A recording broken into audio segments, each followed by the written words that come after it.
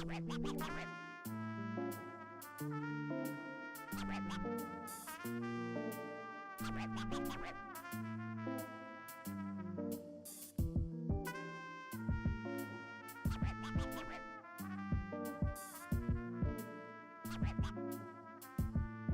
dónde está papi?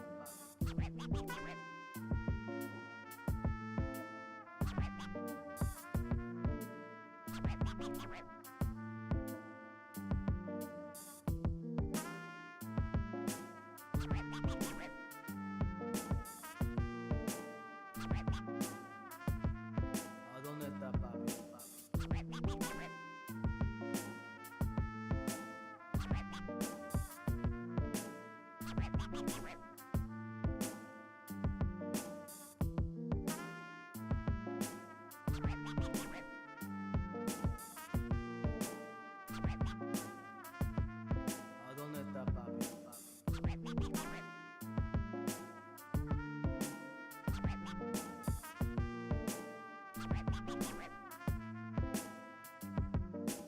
dónde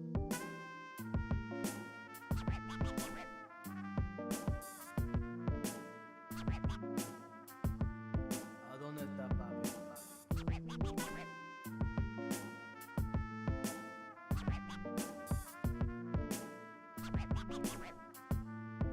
dónde está papi?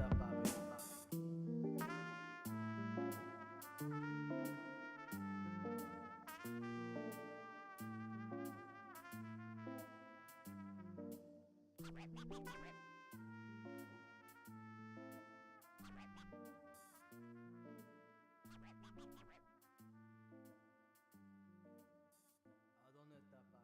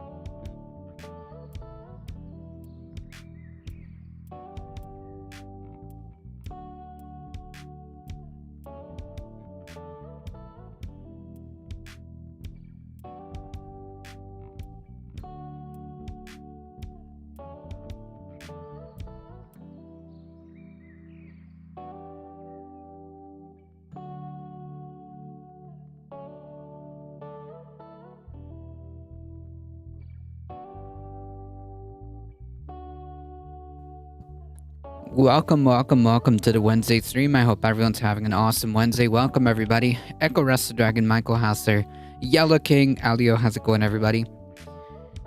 Atlanta Shooter is still free, yes. That's right. Another one, folks.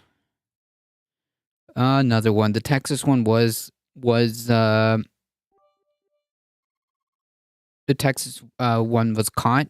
Thank you, Alio, for the 15 biddies. I appreciate that. These shootings once every week. Oh yeah, no, this is yeah.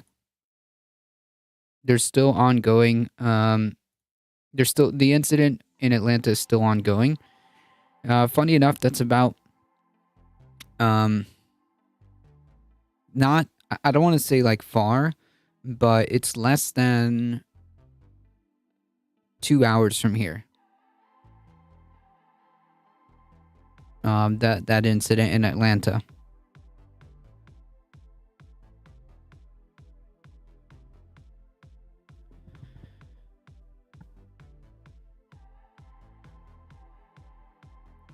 Yes, the Texas shooter was caught in a closet under the laundry, apparently. Supposedly more people will be arrested in connection with that case, maybe for trying to help the person escape or maybe help hide. But yeah, he was caught. Oh, his wife was. Got it. Makes sense. But yeah, whew. Scary stuff.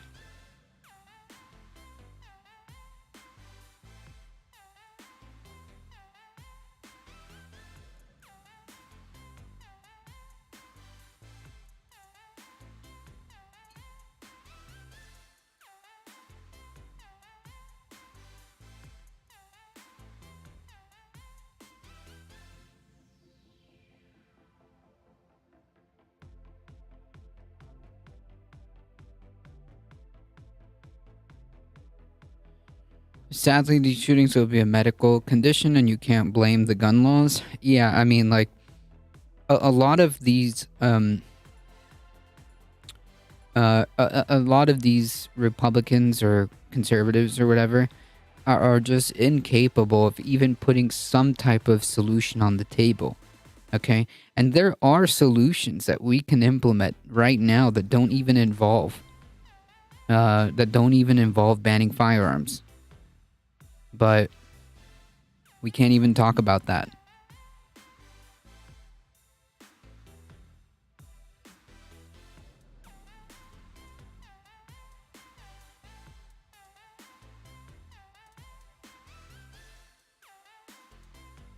No, it's not your fault. It's not anybody's fault, with the exception of the person doing the said action and lawmakers who refuse to do like the bare minimum, anything really, anything. Base of PJ rating with a party of 4. Welcome everybody. Cosmic Seeking, happy Wednesday indeed. Welcome everybody, folks. If you have not seen me before, I am a difficult truth. I do the news, I do the politics, Monday through Thursday, about 5 p.m. Eastern Time, normally. Just about 5 p.m. Eastern Time. If you guys end up enjoying the content and want to hang out and want to support the channel, you can always hit the follow button. I appreciate that. That being said, for the folks here, if you guys... I write it at a good time. Yes, you did. Thank you. Yes, you did. For those of you that haven't already, please consider going to twitch.tv/baseofpj and follow them on Twitter as well. Good stuff. Good stuff. Were you offline yesterday? Yes, I was. I was offline.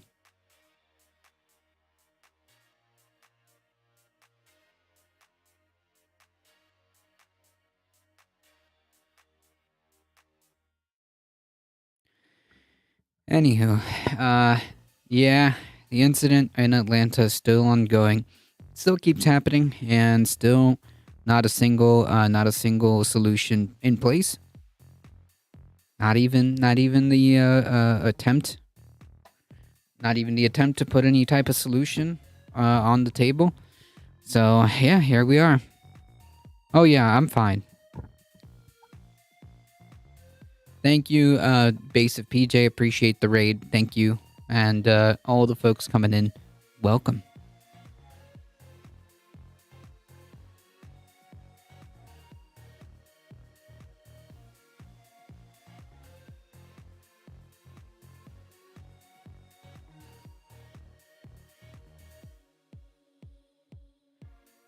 And again, I'd like to reiterate that there are solutions that we can put in place. That don't even ban guns.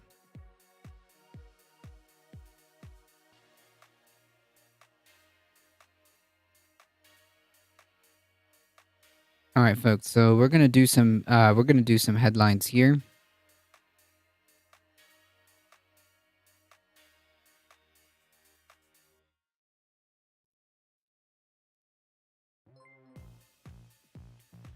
So we're gonna start with this story.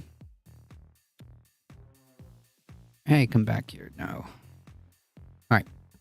Ex-officer Tao was convicted of aiding George Floyd's killing because he did.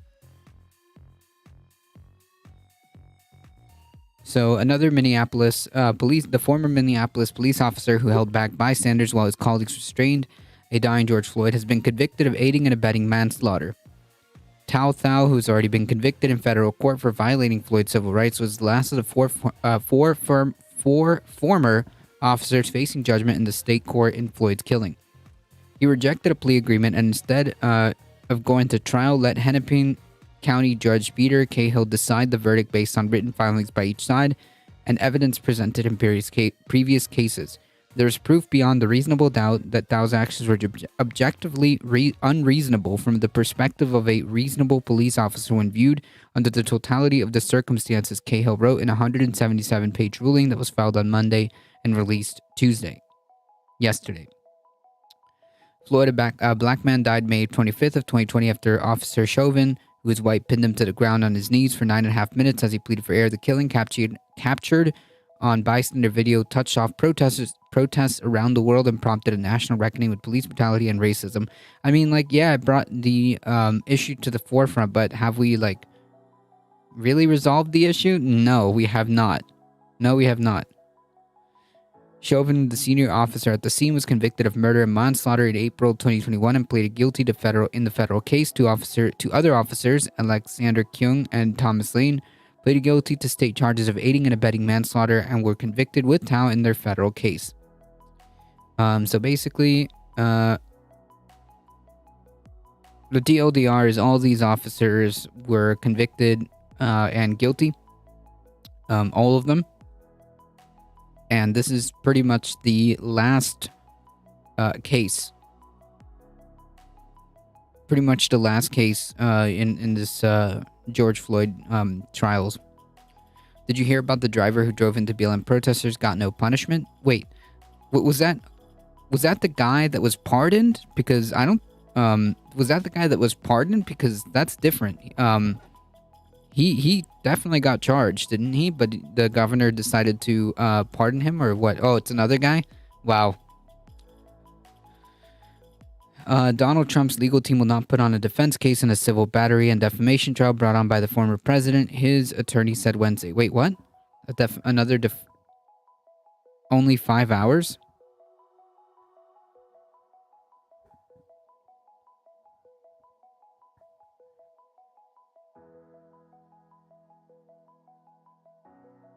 Five hours ago?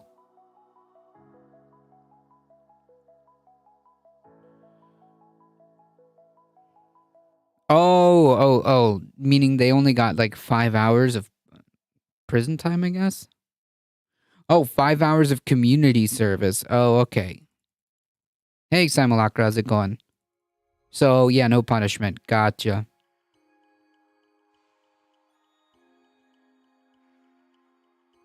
Well, I mean, Florida has that that law that you can basically run over protesters without much legal repercussions there. So, you know, Texas.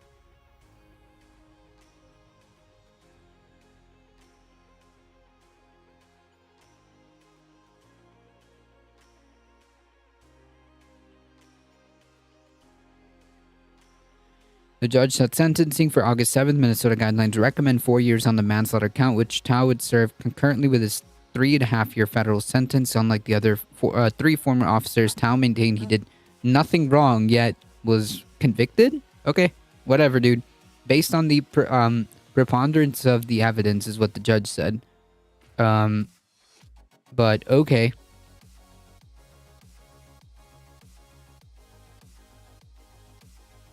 Unlike the three former officers, when he rejected a plea deal in state court, he said it would be lying to plead guilty. But yet you were found guilty based on the evidence. You didn't even want to like have a normal trial. You wanted the judge to look at everything because you thought that maybe the judge would give you a better shake, I guess. Hello, one day account. Red Rust, legalized murder, but just for the in-group, correct.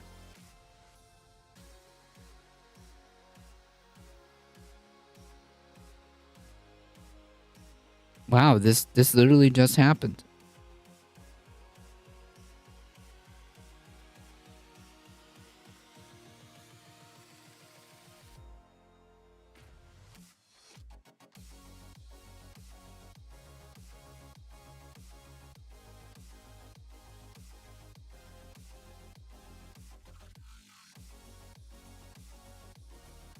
Chow testified during his federal trial that he was relying on the other officers to care for Floyd's medical needs while he was serving as a human trafficking under control group of about 15 bystanders in traffic outside a Minneapolis convenience store where Floyd had tried to pass a counterfeit $20 bill. We actually, this is not exactly 100%. Was that ever even confirmed? That it was even a counterfeit $20 bill? Was that even ever confirmed? Because, like, why are they saying that? Anyways. That said, when he and Chauvin arrived, the other officers were struggling with Floyd. He said it was clear to him as the other officers tried to put Floyd in the squad car that he was under the influence of some type of drugs. His body camera video showed that he told onlookers at one point, "This is why you don't do drugs, kids," when an off-duty, out-of-uniform Minneapolis firefighter asked if officers had checked Floyd's pulse. He ordered to back off.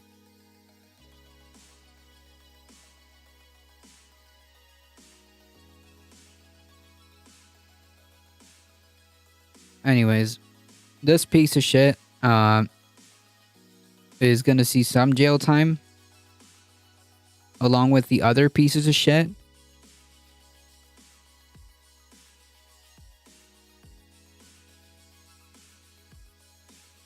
So at least something is something. Second link, a video of her driving through the crowd. Yikes.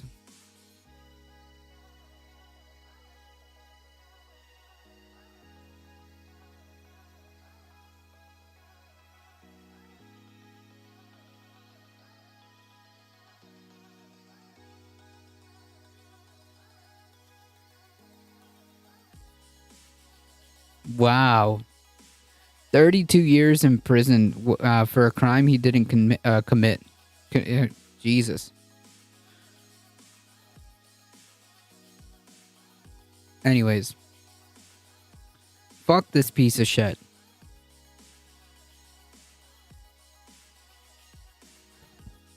Switching gears really quickly, outrages woman who plowed into BLM protests to avoid jail time and just gets 5 hours of community service. A Queens woman who drove her car into BLM protesters during a demonstration in 2020, in the winter of 2020 in Midtown Manhattan, will not face jail time after reaching a plea deal with prosecutors. Kathleen Castillo, 53, was facing up to 7 years in prison for her actions, which left 6 people injured. Ms. Castillo was driving a black BMW sedan when she rammed her car into protesters between 39th Street and 3rd Avenue. She said she panicked and hit the gas because protesters were, quote, being aggressive. Yeah, okay.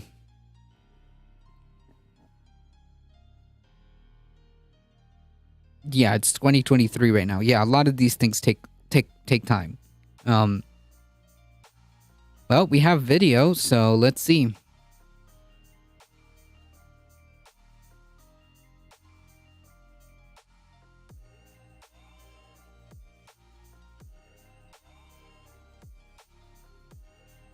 Yeah, here in this video, we can see the very aggressive crowd. Look at that. Not one of these people from this angle looks like they were like going after her car. It just looked like she ran. We protested for immigrants. She hit 5 people. You fucking bitch. You get back. From that angle, it looks like these people were just walking.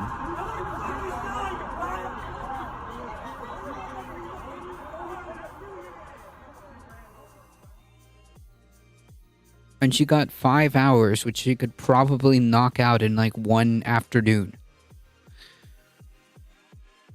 Cool. Yeah, dude. Oh, yeah, dude. Cool. They were being aggressive. As evidenced by the video. Whatever. The prosecutors took a sympathetic view of Castillo's action. The plea deal they reached will only require Ms. Castillo to perform 5 hours of community service and will see her plead to misdemeanor reckless endangerment, get knocked down to disorderly conduct if she fulfills her term of the plea.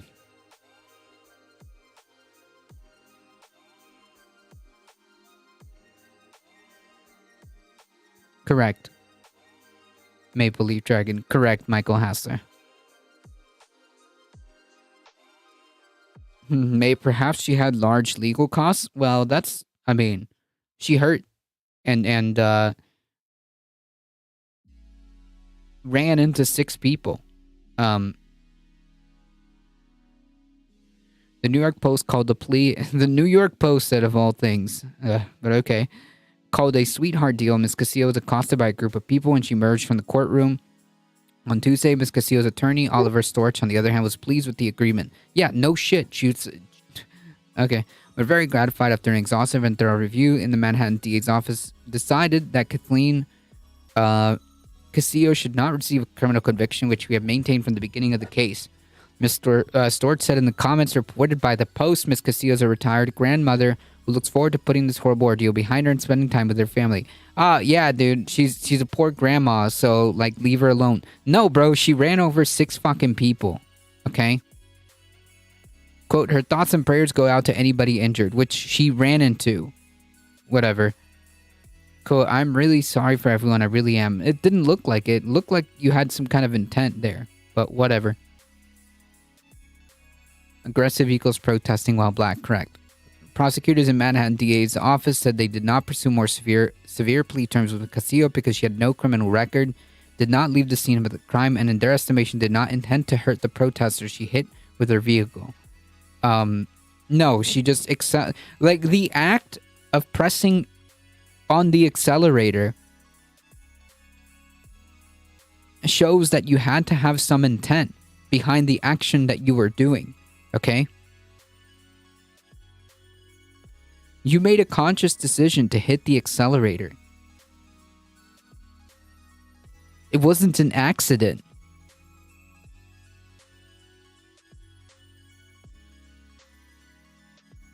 It'd be one thing if there was, like, you know, something that she couldn't do and accidentally hit somebody. Like, can you imagine if you, like, if you're out on the highway and, like, you hit the accelerator and rear end somebody, and then you're like, oh yeah, dude, sorry, I didn't intend to crash into your vehicle. How does that pan out exactly? You press the accelerator.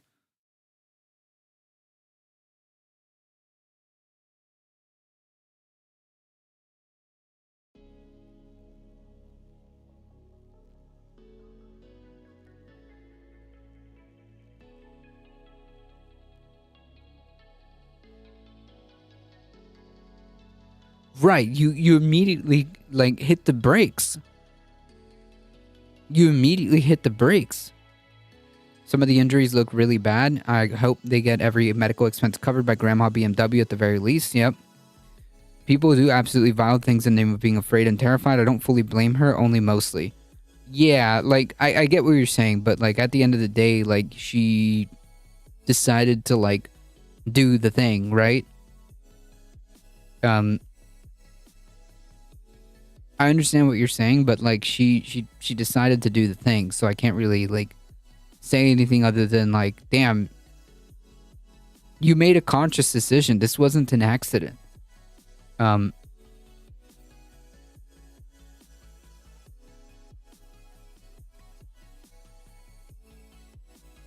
Cops do this shit all the time. Yep.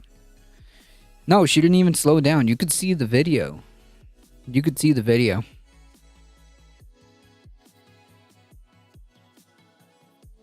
The Manhattan DAs, led by Alvin Bragg, who last month secured the first ever indictment of a former U.S. president in the case against Donald Trump.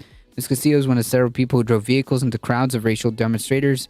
3 years ago, Minneapolis, the city that where that year's BLM protest started following the murder of George Floyd, a man who drove his car into protesters on a highway had the charges against him dropped.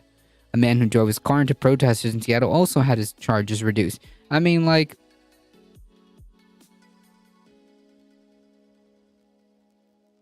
I guess people are just, like, running into protesters and, like, no consequences. I mean, in Florida, you're even, like, protected by the law to do so. So that's very fair. Here's a question. Here's a question.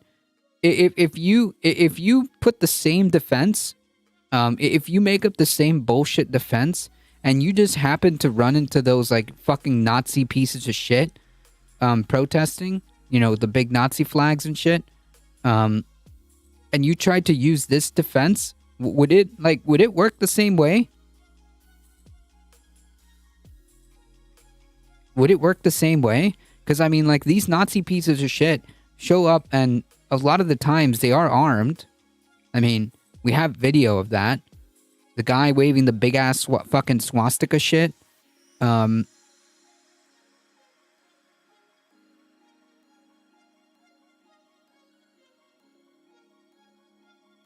The guy waving the video of the guy waving that big ass swastika with a handgun on his hip.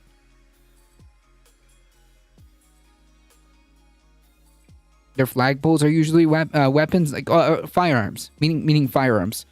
There's a video of like this fucking Nazi protest or Nazi fucking rally or whatever, and the guy that was the leader, the skinhead that was the leader waving the flag, had a fucking handgun on his side. If it just happens that these people get run over, are the same rules going to apply? Is that same defense going to be like, oh well, I didn't intend on anyone? Like, what are you talking about?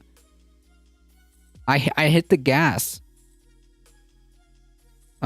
because I was scared. Right-wing propaganda is turning normal people into living weapons. True. Yes, I agree. I agree. Simultaneously, I can say, well, she decided to press the gas. I can't really say much other than that. Anyways, I fear for my life more in that situation, 100%. But I'm asking if what's good for the goose is good for the gander. I'm asking if the same scenario would happen, but just on the would happen, on the flip side, where I don't know, say Nazi scum would get run over. Would the same leniency be shown?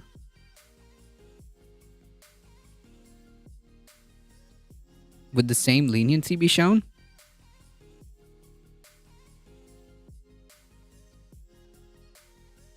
Would the prosecutors have a, quote, sympathetic view in that scenario?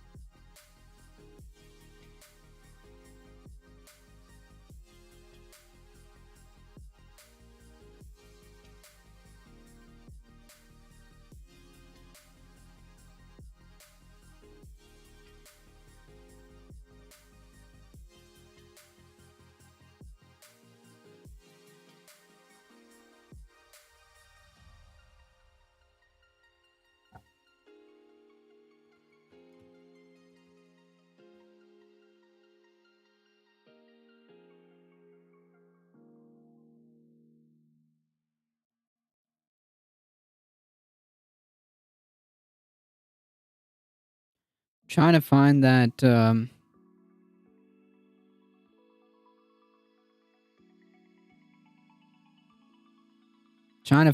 video.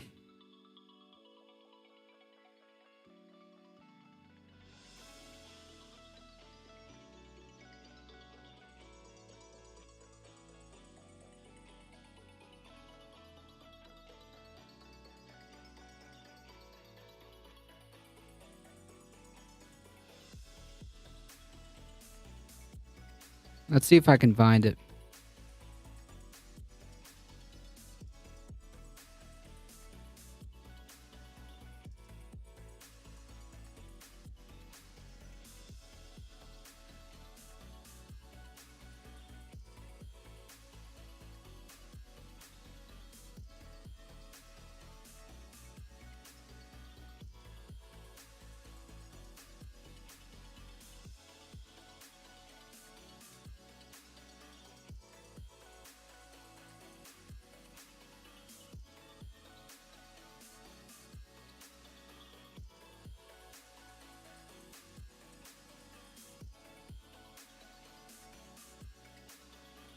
Like, I found this one, but this isn't it. This isn't it. There was another one with the guy waving around a swastika flag. Yeah, I'm sitting extra still. That's how good I am. Is it the Ohio Nazis? Of course not, because white supremacists are sadly being empathized with by the right now. Leftists are seen as evil and demonic. When we're the ones that are trying to improve the world for everyone. Is he just sitting? Yes, I am. Sorry, I was looking for a video.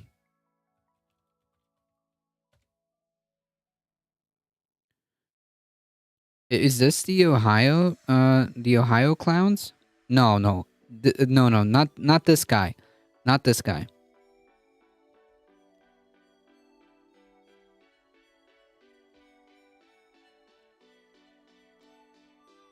Pirate Ninja, how's it going? Let's see if I can find it. Nazi rally 2023.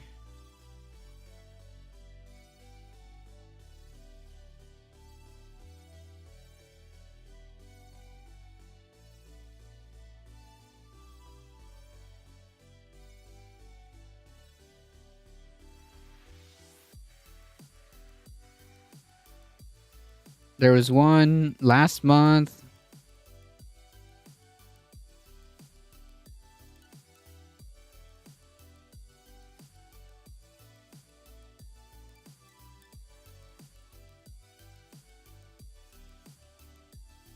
It was a video. It was a video of a guy waving a flag, and he had a firearm next to him, on his hip. But whatever, the point still stands. Oh,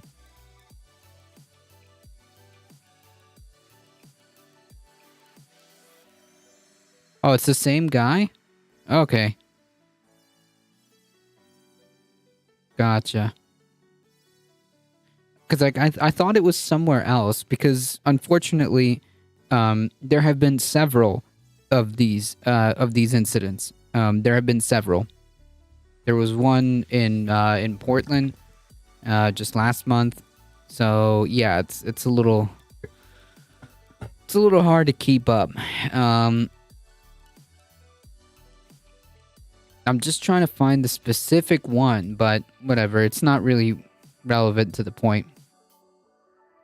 I've got Maddow and Pac-Man covering it. Yeah. Matt, okay, the Pac-Man video. There we go. That's what I'm talking about. That's exactly which Pac-Man video was it? Because that's exactly what I need right now. Hold on. Maybe I can find it.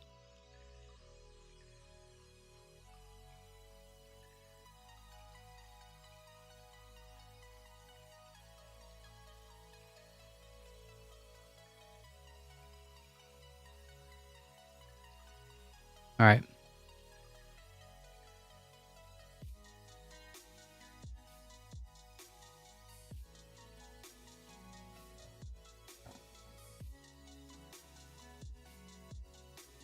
It's got to be somewhere around here.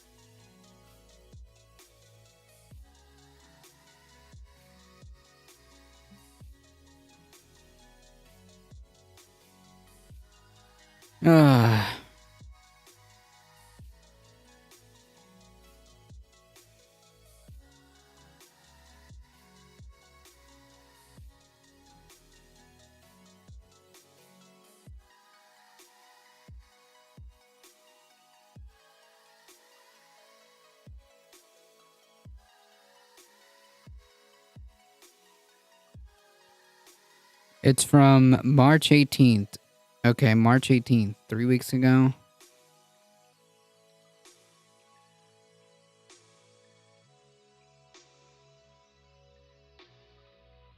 We're getting close.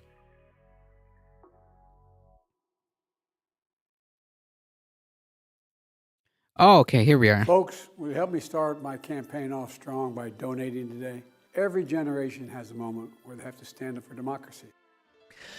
Listen, we Yeah, it's this guy. folks who were really, Yeah. really upset. So, by the way, Like there's this- a guy with a gun and a swastika flag. Yeah, like this right guy. on. If you're listening right now, that's the first thing we're seeing here. And of course, So like going kind of like full circle now. Thank you, chat. Thank you, chat. I don't know, man. If you know, 6 of these guys get run over. If 6 of these guys get run over, is that going to be treated the same way?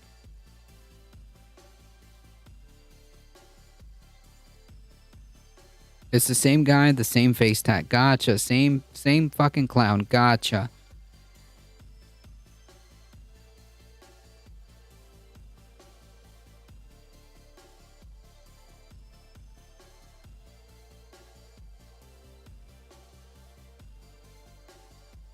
Because if it's not the same treatment, that kind of goes to show. No, that would be white genocide. Oh, that's right. True. Jesus. I'm just saying, what's good for the goose should be good for the gander, right?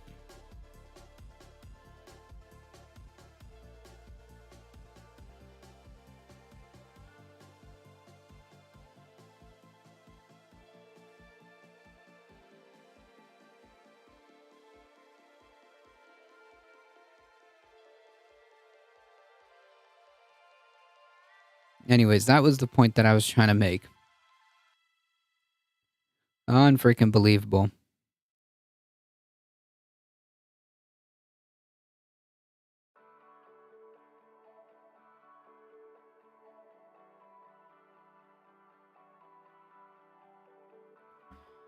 All right, folks, switching gears really quickly.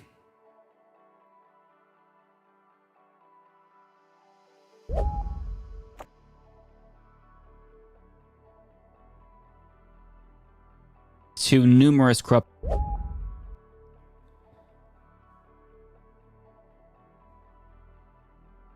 So apparently the Supreme Court has been Supreme Court Justice Alito has been crying about how nobody's going to defend him or the court.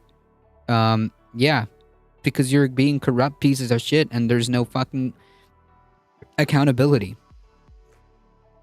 The likelihood is much smaller because the left doesn't bathe in fear porn like the right does. True. True. No, I'm not saying that it's going to happen. I'm not saying that it's going to happen. I'm asking if the shoe is on the other foot, would a scenario on the other side be treated the same way? Which the answer to that is probably not. Which is fucked up because it kind of shows you where we're at.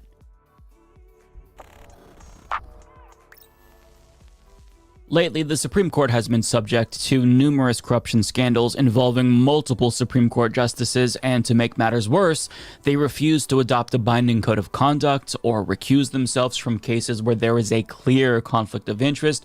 And furthermore, Chief Justice John... Right, but they don't recuse themselves of these cases that might present conflict of interest because there's no ethic guidelines. There's no ethical guidelines telling them that they have to do this.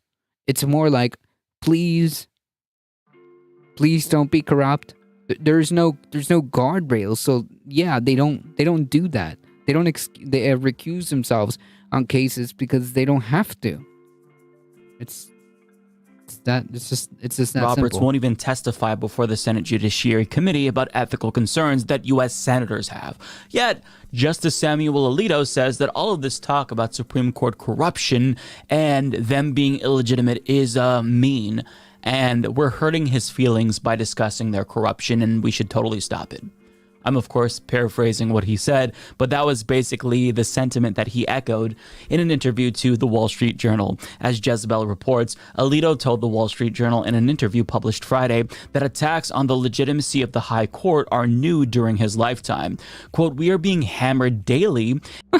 Wait, first of all, I don't know if that's true.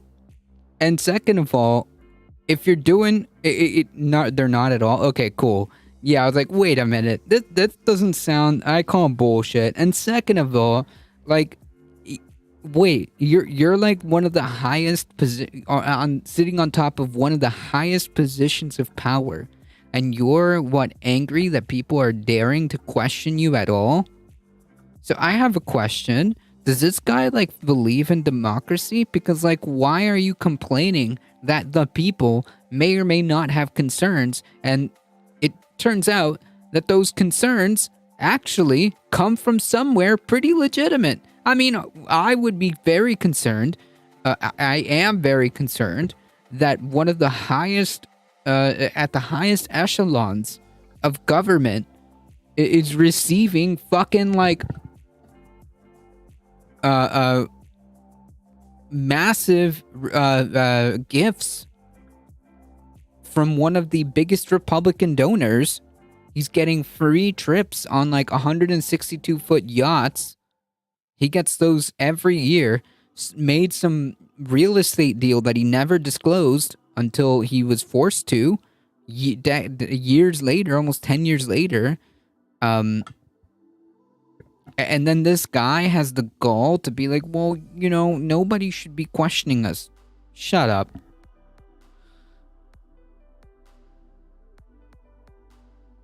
Roberts refused to testify. Correct. Roberts refused to testify about like, hey, the people that elected us to be here in this representative government, they have concerns, so we need you to talk about this. We need to know what the fuck is going on. And the dude refuses. Like, come on, man. Levitating above the common masses and being above and beyond the law is a sweet deal. True.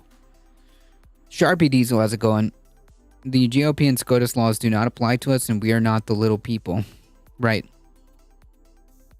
They are employed by the U.S. government. It's almost like they are gods among men, the way they're treated. Yeah, like, I mean, these 9 wizards that sit up on this ivory tower are at the very top of, you know, government. They're at a very high position.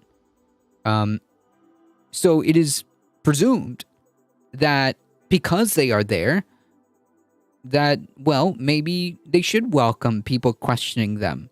That's the whole point of why they're there. The Greybeard Council, exactly. The Greybeards.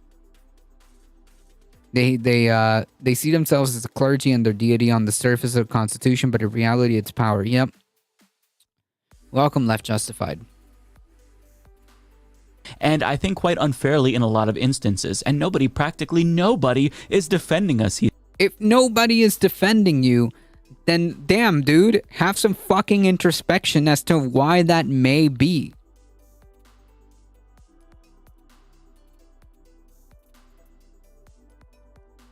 If your claim that nobody is defending you, damn, dude, why is that? Have you bothered to ask why? And that's not true either. The Republican Party is defending all of this corruption. That's bullshit. The Republican Party is absolutely defending all this corruption. In fact, one of them, I forget which senator, I think it was Kennedy? Shoot, I forgot which Republican senator said, actually, this is normal. Like, what are you talking about? This happens all the time. That would require shame and that would require them having a shame and conscience. True. It's almost like the extension of the Vatican, like in a medieval time when you put it that way. True. True. Who will think of the poor Supreme Court justices? Womp womp.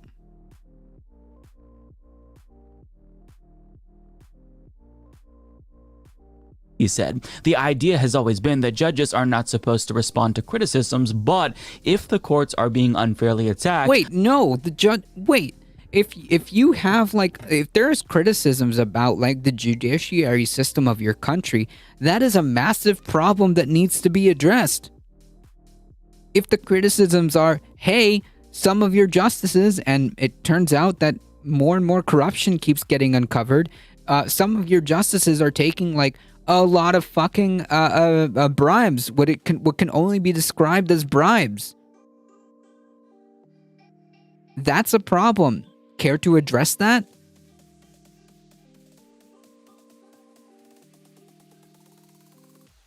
the organized bar will come to their defense. But if anything, the justice continued, they've participated to some degree in these attacks. Well, then, interesting. Have you ever once again, if that is the case, then have some fucking introspection and ask yourself why that's happening.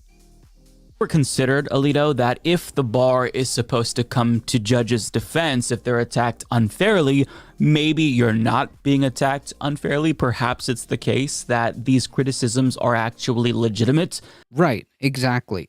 Perhaps maybe there's a reason why people are getting pissed and having their senators, being like, hey, what the fuck is going on here? Why is this happening?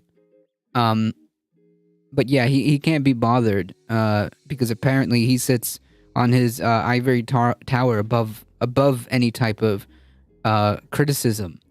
And the court being in a legitimacy crisis currently is really bad for the U.S. judiciary. Have you ever considered that? No, of course not. See, he's actually telling us that everyone else is wrong and they're right. These 9 unelected justices, they're correct. Now, we'll talk about that in a moment. Like, that's setting off some massive red flags. If that's the kind of if that's the thought process that's at the top of your judiciary system, if that's the thought process, that incredibly undemocratic thought process of yeah, dude, I don't know why I'm even being criticized, and as a matter of fact, everybody's wrong except for us. We're in the right, so nobody should be questioning us, and everyone should just back the fuck up.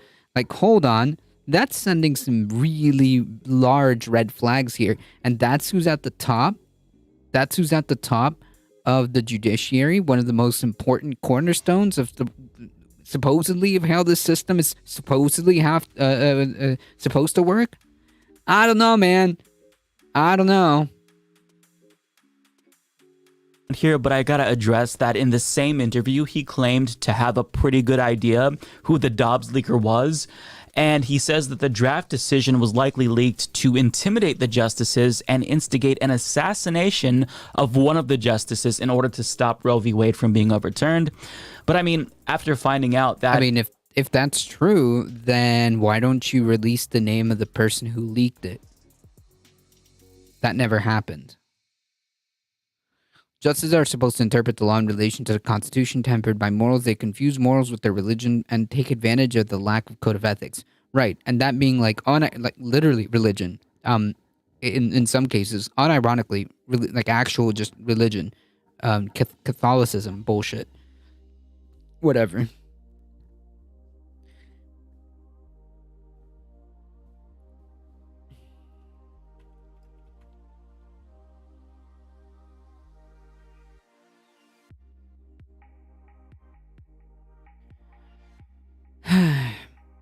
I would also like to point out that the justices in question, all of them, Alito,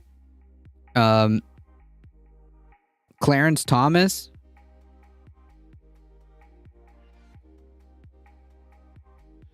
and Neil Gorsuch, all of them Republican justices.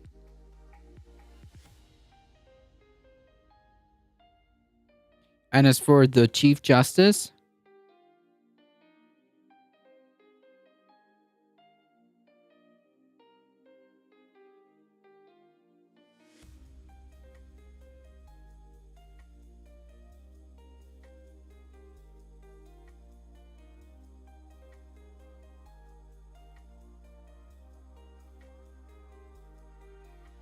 who appointed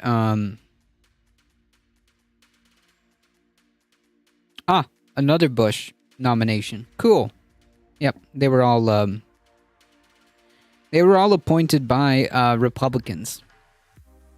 Once again, Republicans win elections, we get people like this. It's funny to watch people discuss something other than war for me because it's the only thing that matters now. What, war? That's funny. All government officials and workers cannot be challenged at all with paper. Even with paper, maybe earnings $150,000 is too much money to be questioning. Bother the government with 20K government clerks instead. Yeah, I mean, these people sit at the top of the echelons of power and have the audacity And you have like the audacity to cry about criticism. Don't forget about the judge who really likes beer. True. Also a Republican nominee. RBG wasn't immune to the lack of ethics either, but you're correct. All GOP choices. I mean, like, was there like large scandals involving like RBG with like, I don't know, receiving like fucking like massive gifts and shit? Or like all expenses paid resorts? I know that like there was some issues with her, definitely.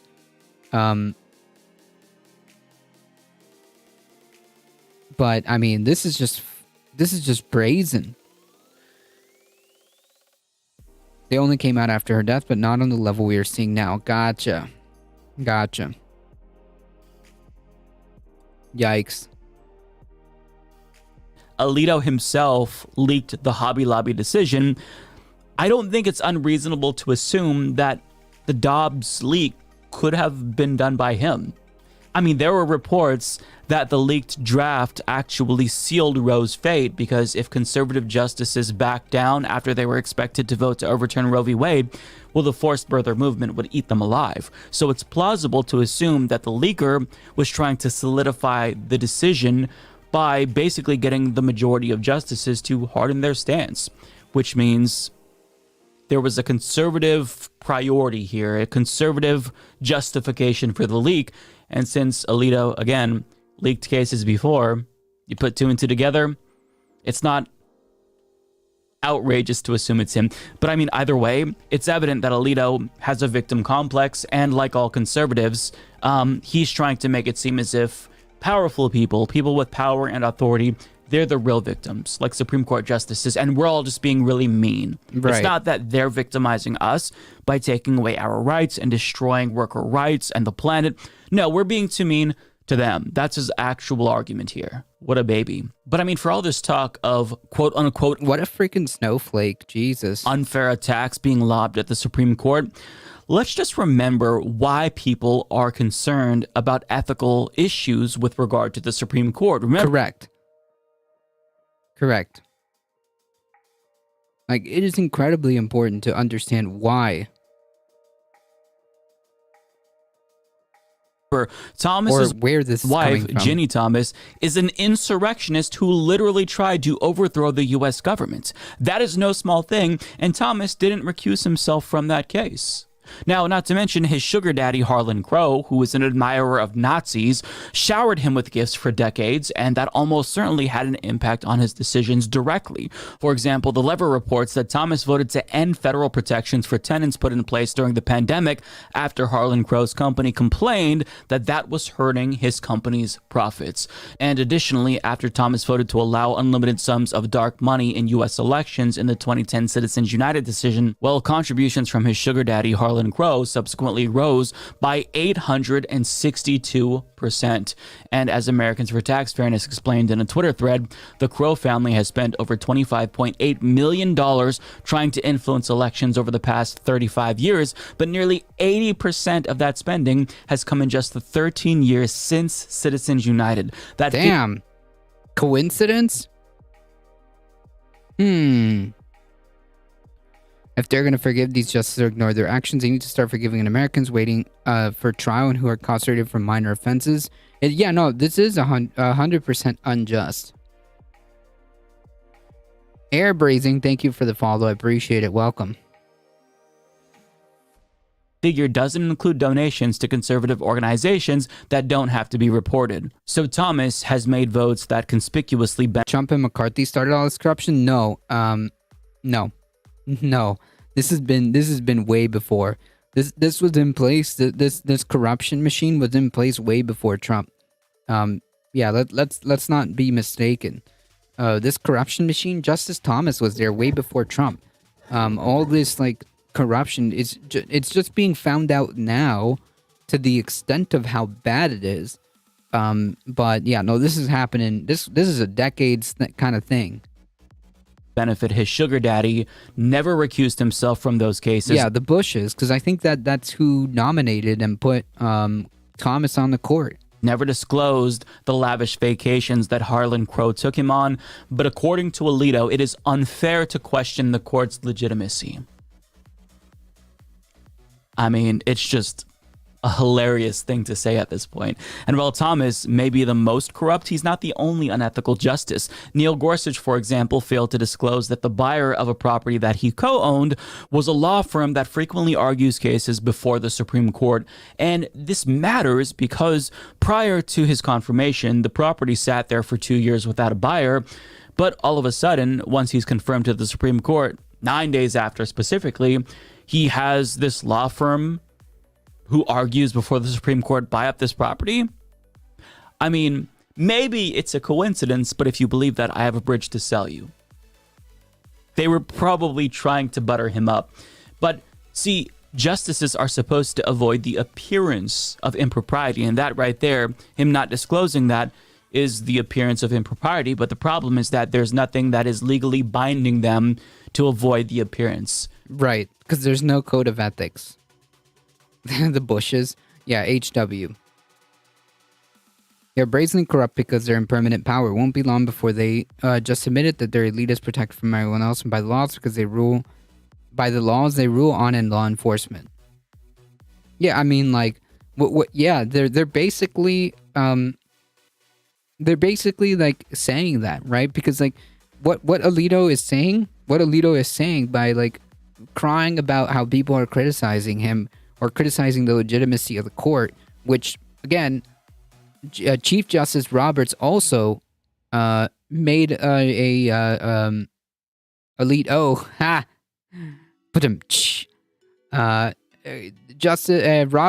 Chief Justice Roberts also made a op-ed or whatever, an article saying that, you know, I don't understand why people are questioning the legitimacy of the court and blah blah blah. Like what they're saying is that, like, don't question us. Don't question us. That's the message from this from Chief Justice Roberts and Alito. Roberts didn't show up to that hearing. Don't question us.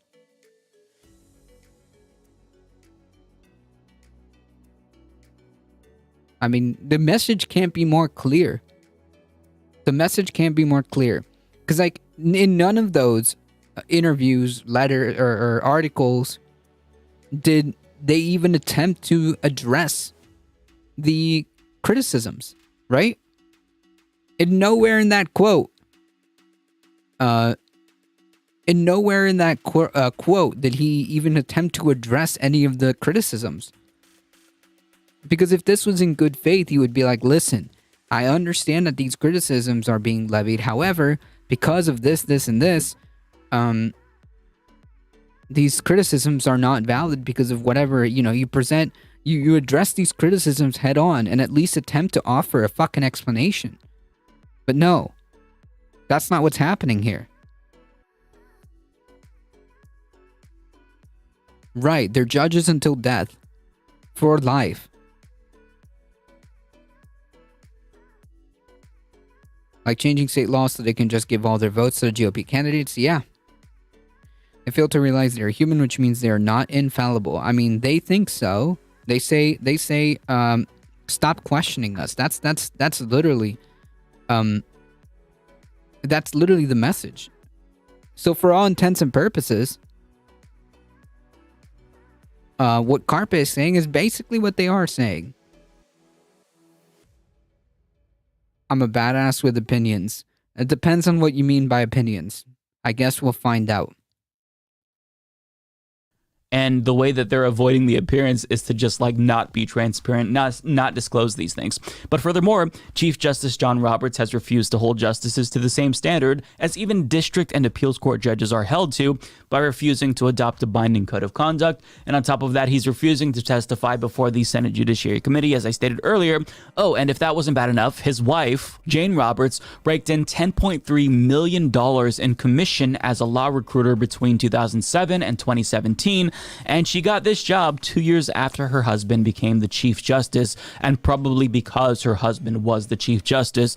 And while there's no evidence that she placed lawyers with firms to deliberately influence her husband, it's likely the case that at least some of her clients landed at firms that had been Right, like, and this whole charade of like, well, technically I didn't, technically we, it wasn't involving anything to do with the Chief Justice. It just so happened that after he became the Chief Justice, I happened to get that job, which then allowed to come on, just stop with the charade. It's bullshit. Dan Leon, there's fallibility and then there's taking bribes. True. Well, I mean, yeah, but being corrupt is part of that, right? Like, being corrupt is being fallible. I guess that makes sense. business before the Supreme Court. And the question is, would Roberts be more sympathetic towards their arguments if he knows that they're former clients of his wife, where she was paid extremely handsomely to get them their job? I mean, given how unethical the court has been, that is a real concern. Furthermore, Roberts mischaracterized his wife's income. As Truthout explains, in financial disclosures, John Roberts characterized his wife's compensation as salary rather than commission, which Kendall Price, a colleague of Jane Roberts, described in the affidavit as misleading. No, civics isn't even taught anymore, but no, civics, like the way the system is supposed to work, it's completely done. Time for the oversized bagel slicers to make bagels for everybody. Yeah. Pace University law professor Bennett Gershman went further and said that the alleged mischaracterization of the income is against disclosure laws. So if the Chief Justice to the U.S. Supreme Court is potentially violating disclosure laws, needless to say, it's not unfair to call them out for being illegitimate, to call them out for these ethical issues that they continue to face. So none of them seem to feel the need to disclose gifts or purchases or potential conflicts of interest, and there's just an overall fundamental lack of transparency here. But putting aside the ethical concerns with regard to their own personal financial corruption, the court is also unethical in the sense that they are one of the most hyper-partisan, pro-corporate theocratic courts in American history. True. The Roberts Court is responsible for Citizens United, McCutcheon, overturning Roe, gutting the EPA, opening the door to prayer in schools, destroying worker rights. I mean, we're not even scratching the surface here. And also, they might possibly limit the authority of regulatory agencies that have the ability to protect us from environmental destruction. As Zach's... Yes, which is something that... which is a case that we've been kind of eyeing to see how that turns out.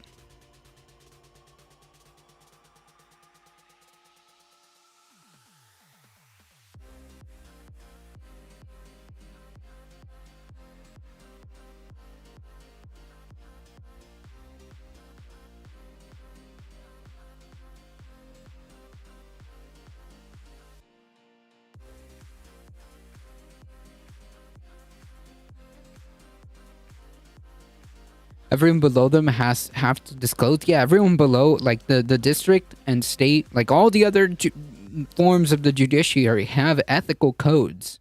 All of them. All of them have rules that they have to follow. Except for the Supreme Court, the highest court. Make it make sense. Make it make sense. They're supreme. Yep, there you go. That's the explanation. Makes sense now.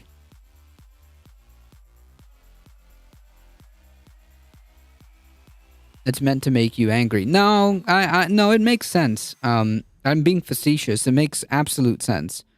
Because it's about power. It's about power. It's about power. But why isn't it making you angry? Wait, wait. It's meant to make you angry. What, questioning the legitimacy about the legitimacy of the Supreme Court when they've been found after, like, you know, scandal after scandal after scandal? Yeah, it should make you angry. Why aren't you angry? That makes no sense. But anyways, the whole point of my original point is that the other court systems are, you know, the lower courts don't have ethical standards that the Supreme Court does not have to have. And that needs to change. And that needs to change. Because I understand chess and how history works. Okay. I don't understand what this has to do with chess, but okay. This has been the case since the inception of this whole thing. My question is, why can't we change this? I doubt it's on purpose. It's simply self-interested, built in from the start. Right. Since its inception. Correct. Correct.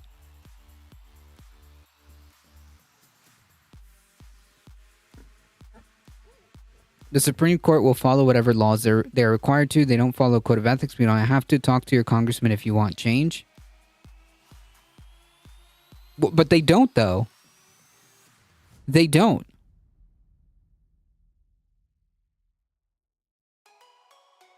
They don't, though. If you have potential violations of disclosure, of the Disclosure Act or whatever the hell the law is called, then they're not following the law.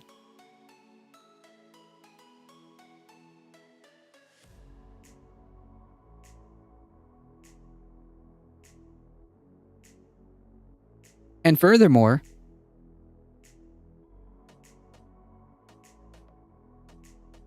potential. I'm asking for an investigation. And I'm asking for accountability.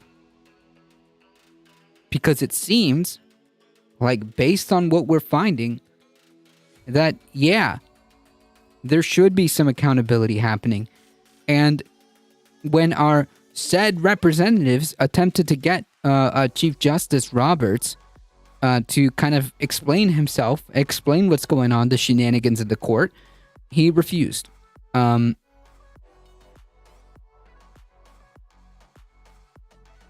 If you want to control people, you would need to cause eternal outrage and conflict.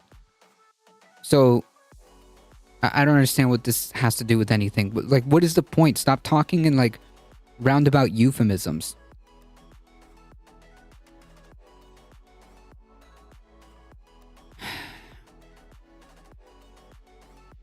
I don't know, man.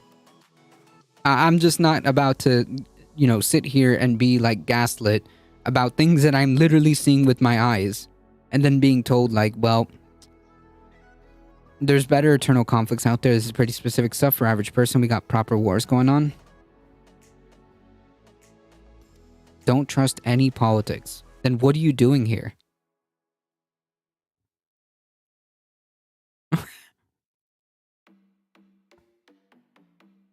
Schoenfeld of The Hill explains, the Supreme Court on Monday announced it will hear a case that could significantly scale back federal agencies' authority with major implications for the future of environmental and other regulations. Named the court's decision in Chevron USA v. Natural Resources Defense Council, the Chevron deference has... Yes, the Chevron deference is what we talked about. I don't know what high IQ means.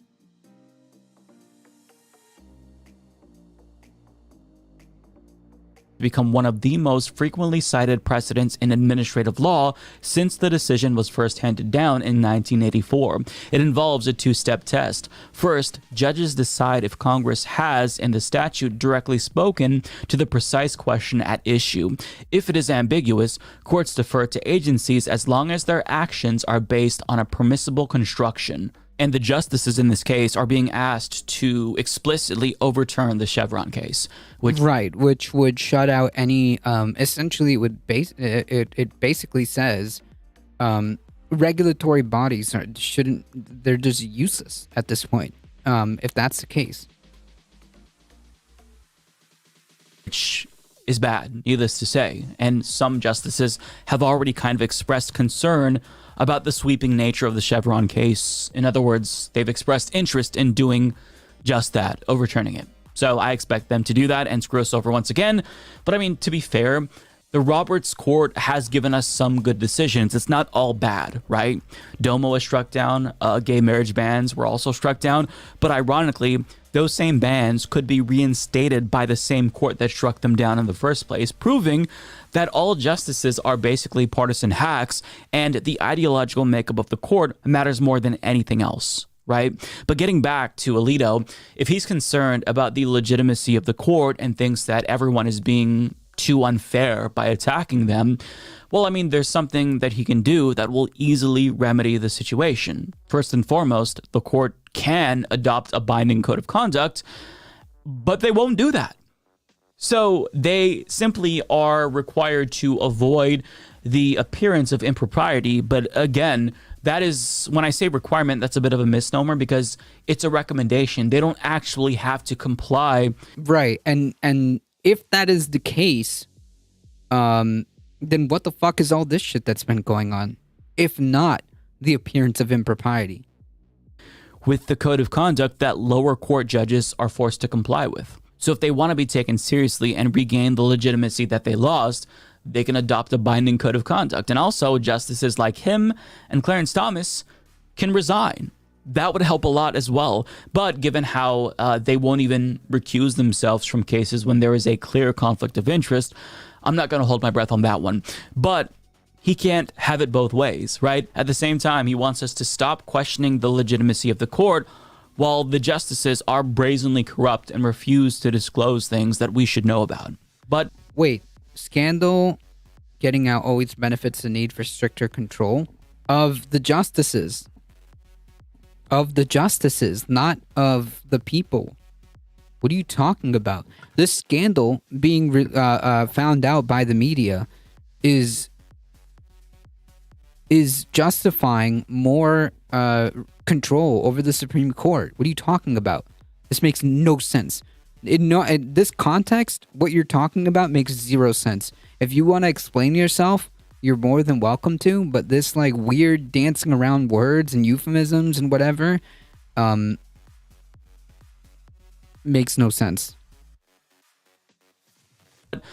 it doesn't work that way. So, I mean, my message to Alito is either do better. What is a long? You're literally just making euphemisms. What is a long game?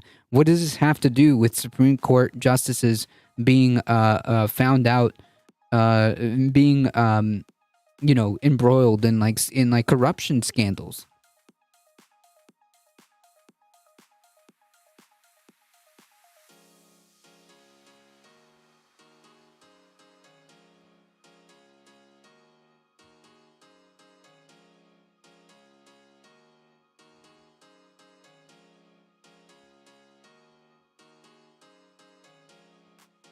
Okay, but the Fabian strategy is a military strategy where pitched battles and frontal assaults are avoided in favor of wearing an opponent down through war of attrition and indirection. What does this have to do with Supreme Courts continuously being... I Googled it because I didn't know what the hell you're saying.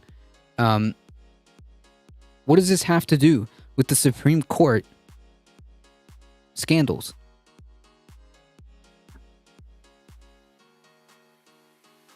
If you're not going to explain yourself, and you're just going to dance around like some like weird ephemeral fucking thing that you can't seem to, you're incapable of just saying something direct, then I question, what are you talking about?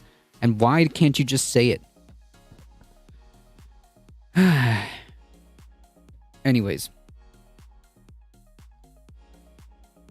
Not Google this. All right, cool. Anyways, this has nothing to do with increasing the Supreme Court's power. If anything, like all these scandals are calling for the Supreme Court to have codes of ethics. It's doing the exact whatever. Or shut the fuck up, because you can't tell us to stop talking about your corruption if you're not going to stop being corrupt. True!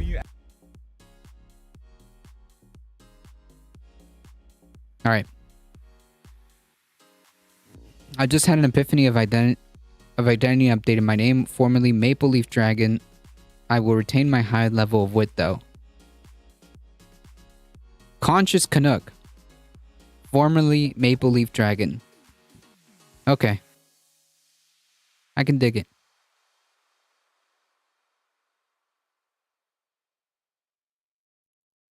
This guy in the video seems to think these judges are politicians and somehow have to make their constituents happy. No, he didn't imply that. What are you talking about? Nowhere in that video did he say justices are supposed to make me happy.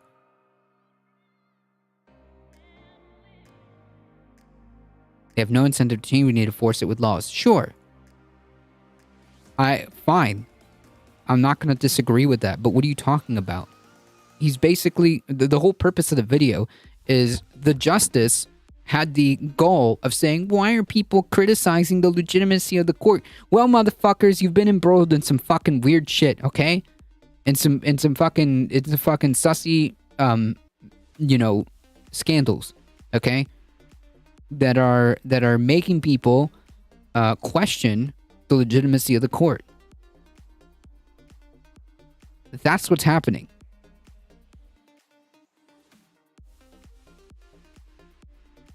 Should there be more rules? Should there be laws that force these justices to have some kind of... Yes, but good luck getting that from the Republicans.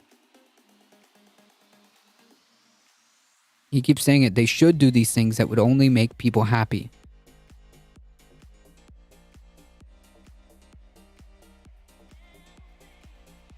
Yes.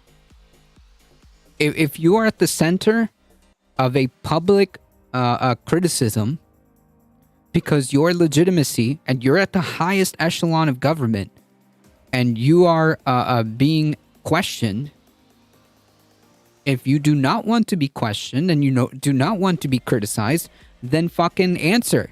Then answer.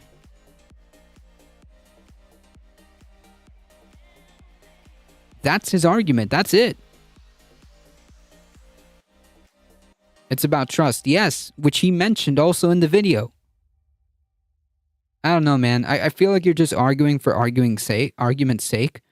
When we don't even have a real disagreement.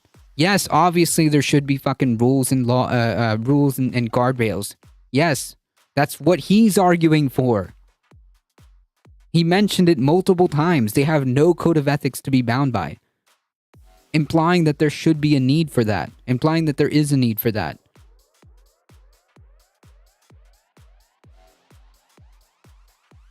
Once again, good luck getting it from the Republicans.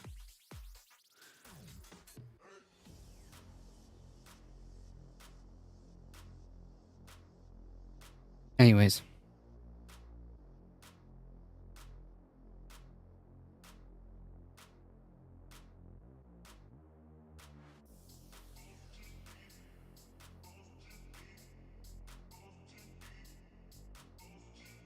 And the underlying principles. Like, why would the average worker care about being ethical? True.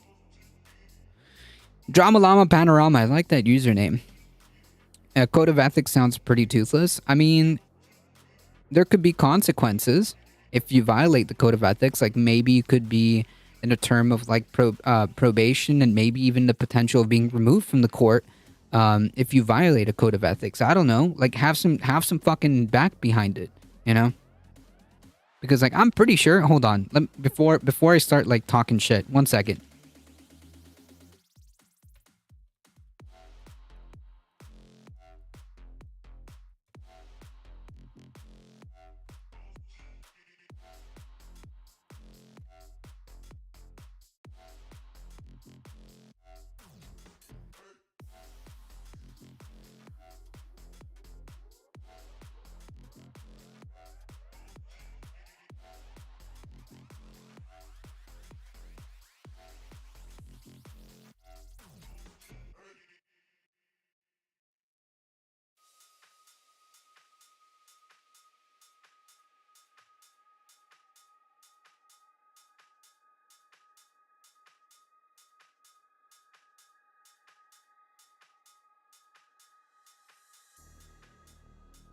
Trying to see if there's actually any consequences for violating any code of ethics.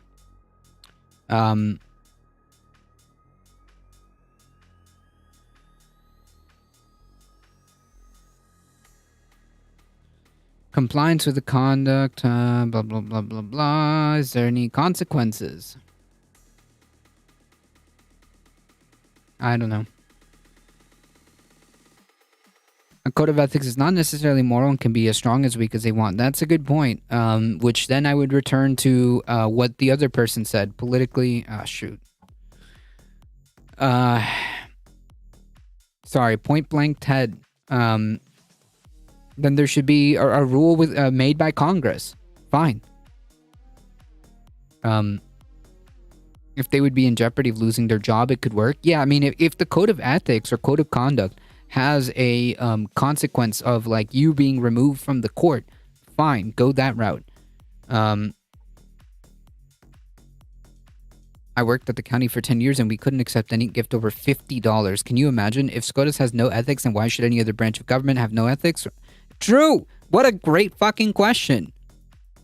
Yeah, that's a good question. If like the highest court and arguably one of the most powerful institutions, if not the most powerful institution that we have in our government, damn, if they have no code of ethics or no boundable like rules or whatever, then why should any other government have ethics or any code of conduct? Damn, that's a very good fucking question. Anywho, if SCOTUS is corrupt, Congress should also be corrupt. Well, I mean, Congress. I mean, they are. They are.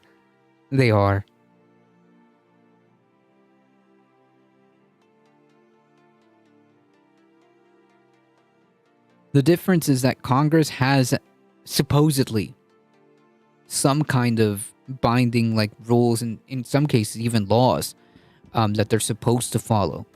So there's some kind of thin veneer at least that we can point to. The Supreme Court has nothing.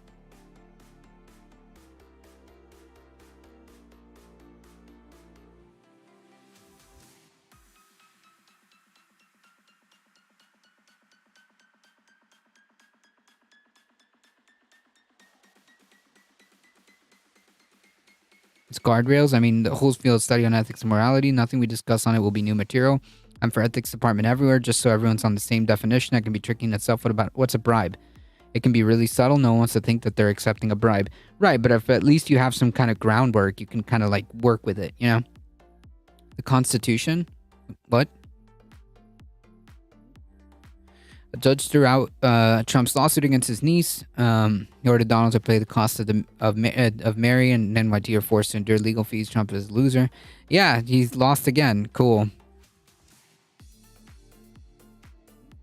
Surprise, surprise.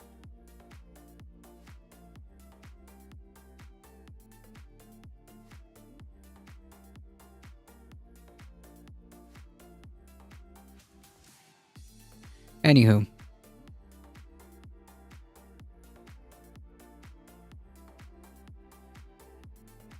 Switching gears to a lowercase w.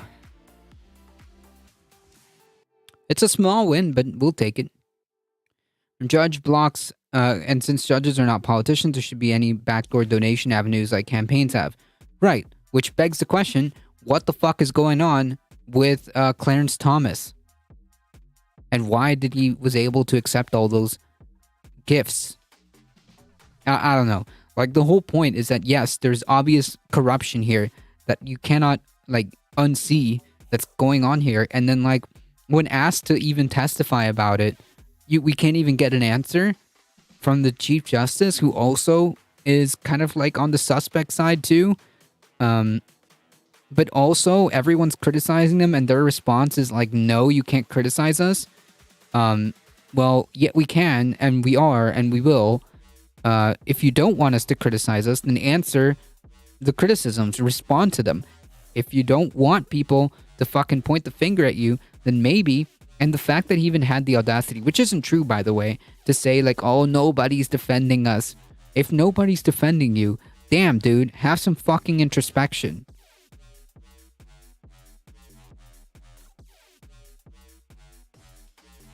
Since judges are not politics, yes, they I mean, sure, absolutely. Ethics standards are good to have. It doesn't make sense that they don't have at least some kind of definitions checking against. Nobody thinks they're being bribed. Of course, they don't think they're doing that without guidelines. It's just one opinion against another. Right. Which is the whole, exactly the whole point of even having some type of fucking guardrails. You're right. Anywho, to take to switch gears here, but yes, I agree. Lowercase w, judge blocks Utah's ban on abortion clinics from taking effect. A Utah judge has blocked the state ban on abortion clinics the day before it was supposed to start taking effect. The complaint was aimed at HB 467, which was signed by Republican Governor Spencer Cox in March. The law bans abortion clinics from operating in the state beginning next year, but allows abortions to be performed until 18 weeks of pregnancy at a hospital. This is what happens when Republicans win power. This is what happens when Republicans win elections. Our case binds itself to a code of conduct above normal international standards and an international standard of ethics against corruption, so I'm happy to work for them. Nice. Under that law, Utah was scheduled to stop granting licenses for abortion clinics after May 2nd, and abortion clinics would have been prohibited from operating in the state on or after January 1st of 2024, or at least the last valid date of an abortion clinic license is issued, whichever date is later.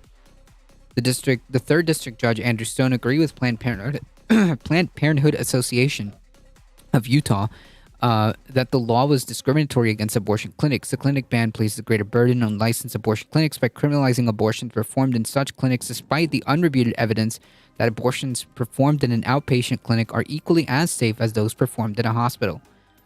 Stone wrote, Planned Parenthood has advanced a factual record supporting the conclusion that the legislature's classification is unreasonable and appears to single out abortion clinics without any justification. Oh, no, they have a justification. It's just madness, but yeah, it's just completely off base, but yeah, they do have a justification. In a statement, Alexa McGill Johnson, president and CEO of Planned Parenthood Federation of America, said the organization was grateful that the court blocked this extremely harmful law and granted much-needed relief to Utahns in the name... Utahns? Is that how that's pronounced? Really? Utahns? Okay, whatever. In need of abortion care before it took effect. Cool. Small W, folks, but we'll take it.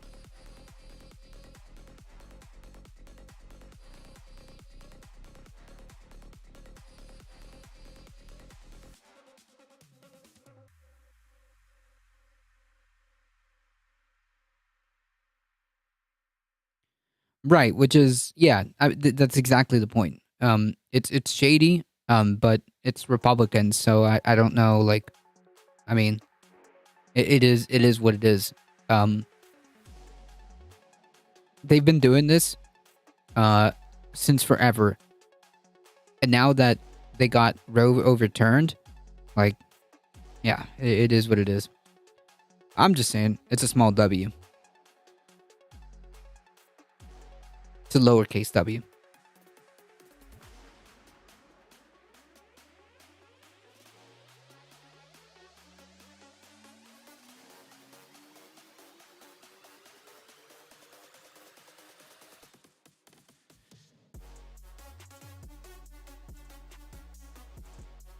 Speaking of which,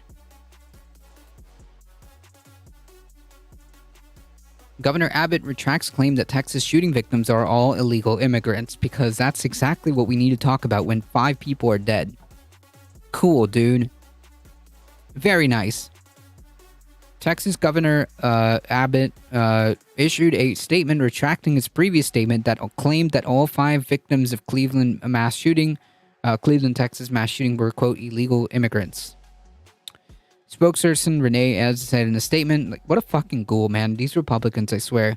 The hell that federal officials told the governor's office a suspect in the 5 victims killed in the shooting near Cleveland were in the country illegally. She said the office regrets if the information provided earlier was inaccurate and noted that one of the victims may have been here legally. It doesn't matter. They're 5 people. 5 people dead.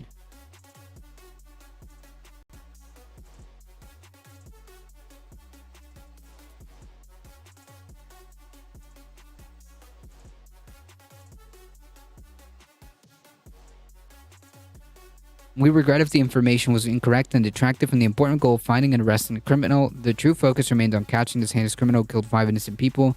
Yeah, but like, why was that the initial, like, why was that the initial fucking, like, mentality?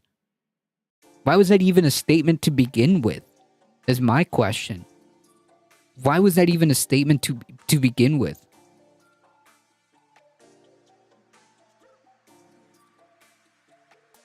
When we first like reported on this story, as we went through it, or I think I made a mention of it, I should say. I made when I first made a mention of the story, I didn't look into who was, what their immigration status was. They're dead.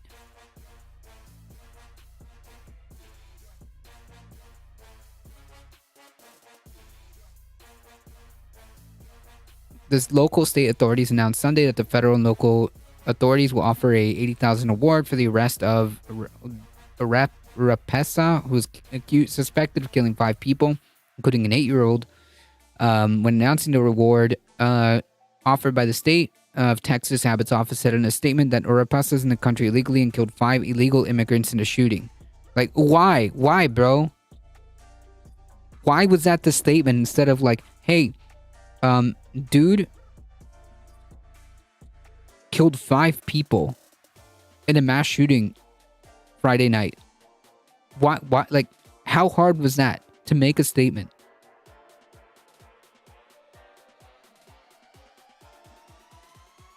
But no, he had to include that. Like, this had to go through somebody and approved. And like, yep, send out that statement.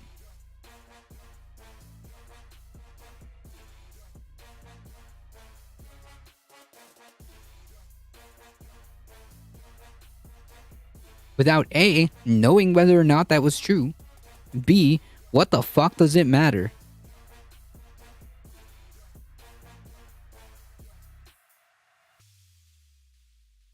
Even the sheriff said he didn't care if they were illegal or illegal. Right. Like, why would you make a statement and making sure that you primed the statement with, quote, killed 5 illegal immigrants? No, bro. He killed 5 people.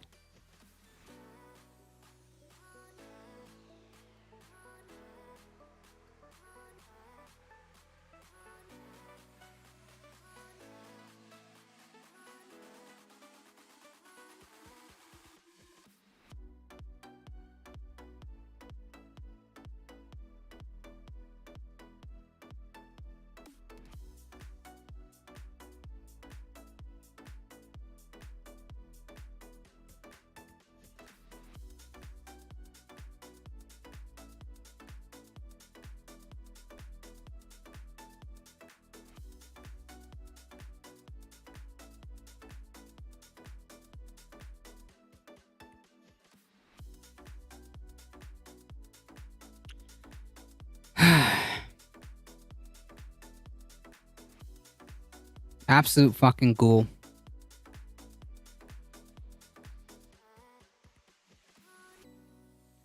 Speaking of ghouls, DeSantis accused of favoring insurance industry donors at residents' expense. Wow, surprise, surprise. Ron DeSantis, the right-wing Republican governor and a likely president, Florida governor, and a likely 2024 presidential candidate, has handed favors to his big-money donors in the insurance industry at the expense of cash-strapped residents of his state. Wow, surprise. Surprise, surprise, surprise.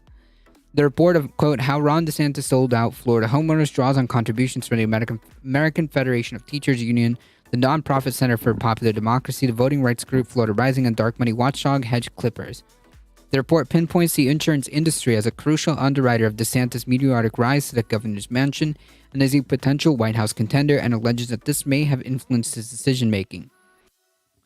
DeSantis, who ran a successful re-election campaign last year, and friends of Ron DeSantis, a political action committee that supported him, have taken a combined $3.9 million in contributions from insurance industry payers. If donations to the Republican Party of Florida since January of 2019, but days before DeSantis assumed office, are added, this total swells to 9.9 million. The author's analysis of campaign finance data also found that 2 property casualty insurance firms donated a combined $125,000 to DeSantis' 2023 inaugural celebration, which marked the beginning of his final term as governor in the term-limited state. It is no coincidence that the report's author suggests that the DeSantis administration has put the insurance company's interests ahead of Florida's own citizens, who are battling homeowners insurance rates nearly triple the national average. This is true. This is true. They write, instead of fixing problems with Florida's property insurance industry, DeSantis has lavished the industry with favors and benefits while everyday Floridians suffer. These benefits have included the creation of a $2 billion taxpayer-funded reinsurance fund. Such funds, you can send it to me via Whispers. You can send that to me via Whispers. Such funds exist to ensure the insurers and prevent them being wiped out during a catastrophic event. Usually, insurance companies buy such coverage on the open market, but in Florida, DeSantis chose to use tax dollars to provide access to a state-subsidized insurance fund. Damn. Second, wow, must be fucking nice. Second, the Florida legislature passed a bill that stripped policyholders of the ability to recover legal fees when suing the insurance companies that refuse to honor legitimate claims. Nice! Damn, just goodie after goodies.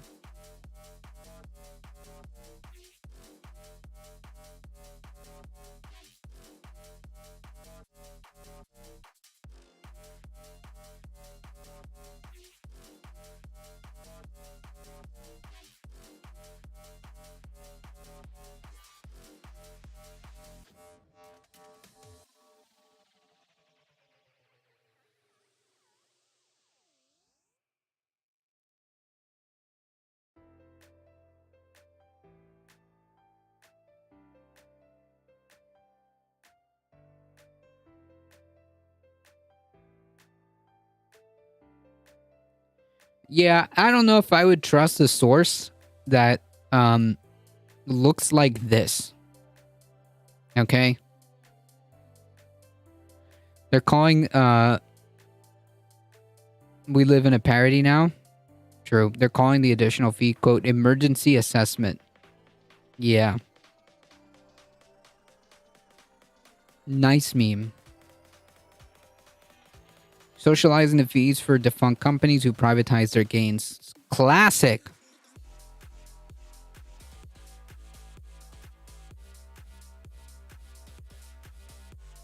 Second, the Florida state legislature, Republican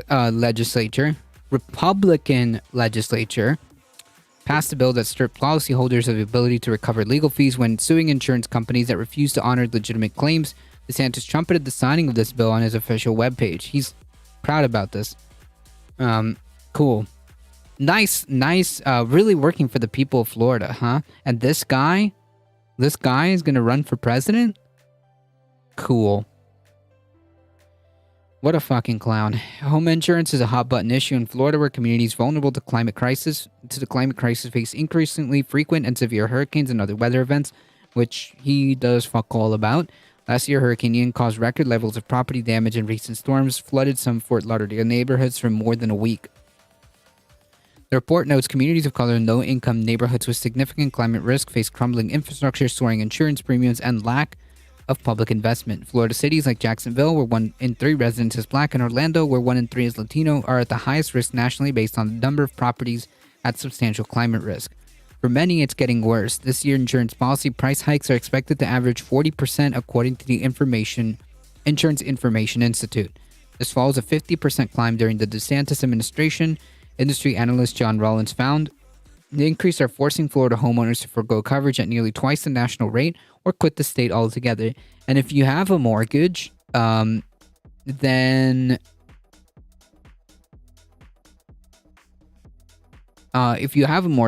that sucks, because you have to have insurance. And if you don't have a mortgage and you're one of those like clean title like boomers and you can't afford the insurance, well, like these people, their house burnt down and had no insurance, so now they just literally lost everything because they couldn't afford insurance.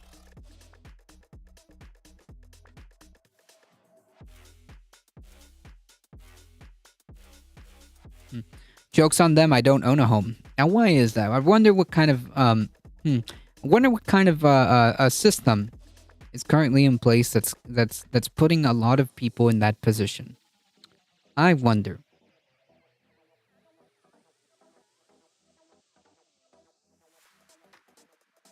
You know, just thinking out loud, you know?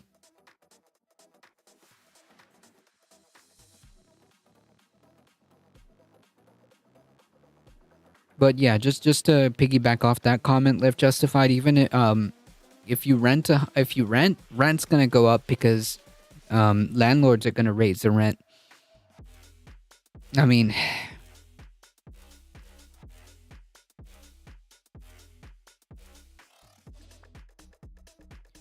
even with the higher premiums, there's no guarantee that they will pay out a full benefit during a crisis, just like health insurance. Correct. They're banking on that. These effing GOP leaders make sure that they're out of the way of any disaster, and as an afterthought, look over their shoulders and thinks, maybe I should have thoughts and prayers. Write a tweet. But yeah, Tracy Brown, 53, was said by a phone from Miami, the prices are horrendous. Our insurance went up $1,800 per month. $1,800 per month. That's almost my entire paycheck.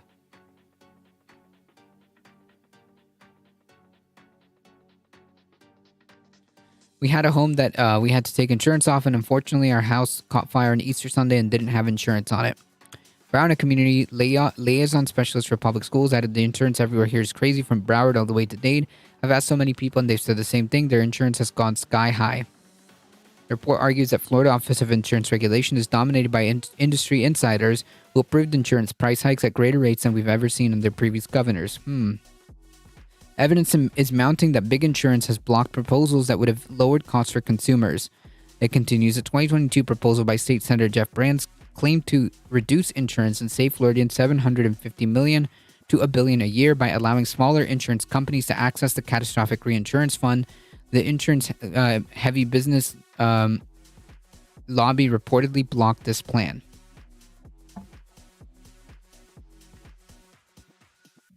The authors draw a contrast with Louisiana, which they say has a more robust property casualty insurance market despite similar hurricane risk.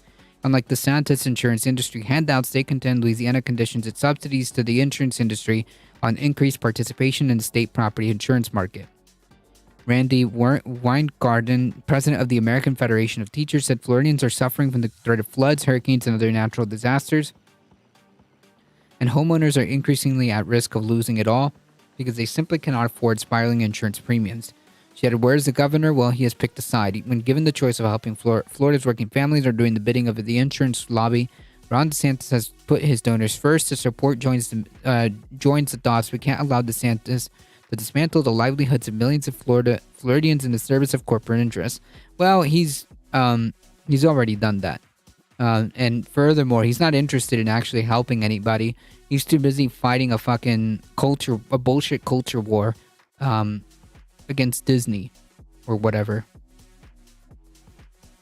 DeSantis has not formally announced the 2024 campaign, but is expected to do so after Florida legislative session ends later this month. In the meantime, he has traveled to early voting states to promote his new book.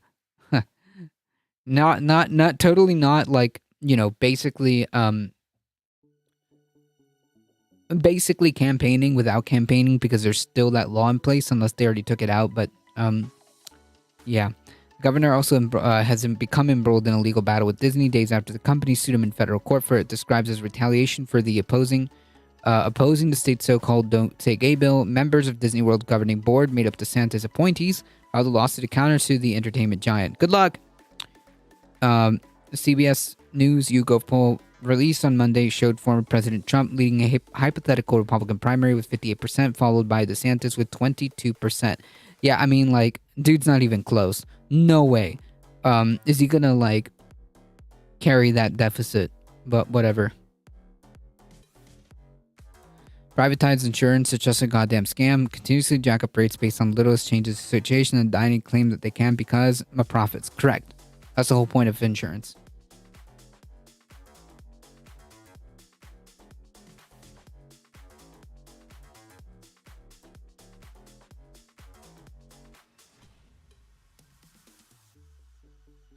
All right, folks. We've got one more story.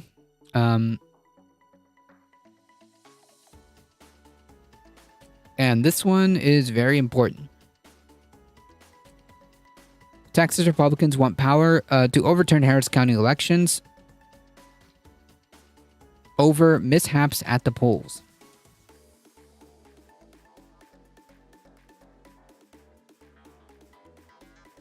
Texas Senate on Tuesday passed legislation to allow Governor Abbott precedent-setting power to overturn elections in Harris County in order to punish local officials for running out of ballot paper at some polling sites last year.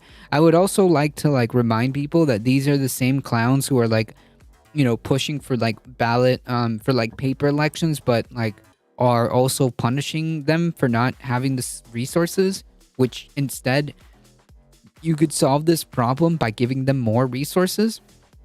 Whatever.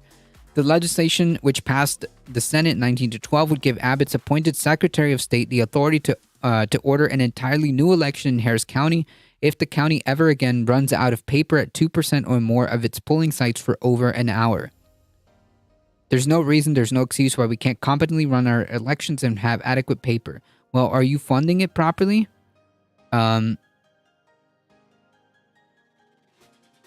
Said State Senator Mays Middleton, Republican, of course, of Galveston, a co-author of the bill's district includes part of the Southeast Harris County. The measure provoked outrage from outnumbered Democrats in the Texas Senate, who blasted Middleton for trying to give the governor new authority to toss election results, as President Trump sought to do after he lost in 2020. You want to vest in a political appointee the ability to make a decision as to whether or not elections should be overturned and reheld? Yeah. Folks, once again, this is what happens when Republicans win power. The Republican Party is fundamentally incompatible with democracy, period. I don't know how many times, how many examples, how much evidence I have to provide, but I'll keep doing it. I'll keep doing it each and every time. The Republican Party is incompatible with democracy. And if you're in the U.S., these people need to be removed from power. That simple.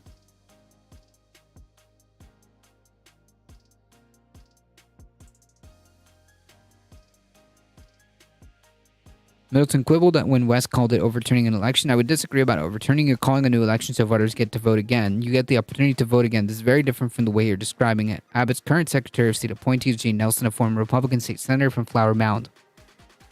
Under current law, the only way to get a new election in Texas is by turning to the courts. After November election, 22 Harris County Republicans filed lawsuits challenging the election result. One case has already been tossed, others still are pending. Senator Boris Miles of Houston took offense to Middleton's bill for not only giving Abbott's appointee the power to overturn an election in Harris County, the most populous of the 254 counties. The cost of that new election would also be the responsibility of taxpayers, which would cost millions of dollars. And not only that, it's at the discretion of the person who checks notes. He appoints. I'm sorry.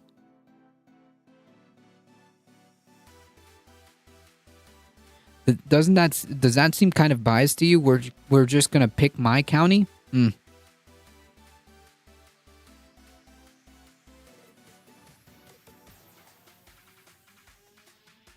And they would add a bunch of pro-GOP voting ID rules in the meantime? Yeah, probably. Or make, whatever rules about, suddenly you are missing X amount of polling places because they had to close down. Oh, suddenly your early voting hours are just cut by a few hours,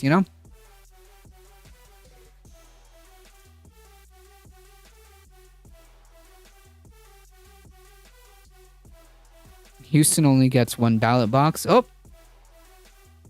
Sorry, Middleton shot back at Harris being targeted because it failed to do one of the most basic things required for an election. You got enough supply to enough ballot paper. Middleton said there's no reason that should happen again. It's really a simple thing. You just deliver enough paper. The Middleton said during Monday's debate that he would consider an amendment to apply the legislation to more Texas counties. There was no word of that, of course. Harris County was a Republican stronghold as recently as 2014. Since then, Democrats have won the majority of county commission seats. Now it starts to make sense. The county judge's office had nearly swept every judicial seat. Statewide candidates like Abbott and Cruz and Lieutenant Governor Dan Patrick, who all have deep ties to Harris County, won the county in 2014, but all three have lost the county in recent years, narrowing the margins in the statewide re-elections. Now it starts to add up, huh? One ballot box is good enough for my county of 300,000 people. 30,000 people. Yep. Well, it's true. Harris County had ballot paper shortages during the 2020 midterm that saw Judge Lina had Hidalgo narrowly elected to a second term. A Houston Chronicle study found no evidence voters were systematically disenfranchised, as some Republicans have claimed. Nor is there evidence of the election day issues prompted people to not vote in numbers great enough to change the outcome of any of the races being contested.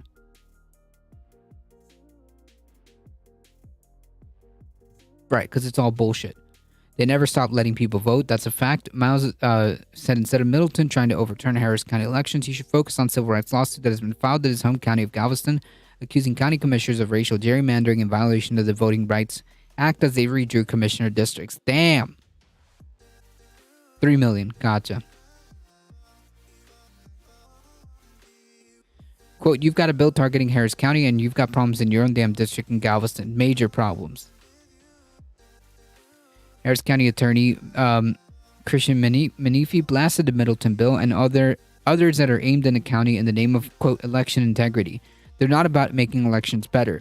They're about targeting the largest county in the state, which is led by people of color. Laws that only attack one county are not only bad public policy, but also violate the Texas Constitution. Not only that, anytime you hear these clowns talk about election integrity, they don't care about election integrity.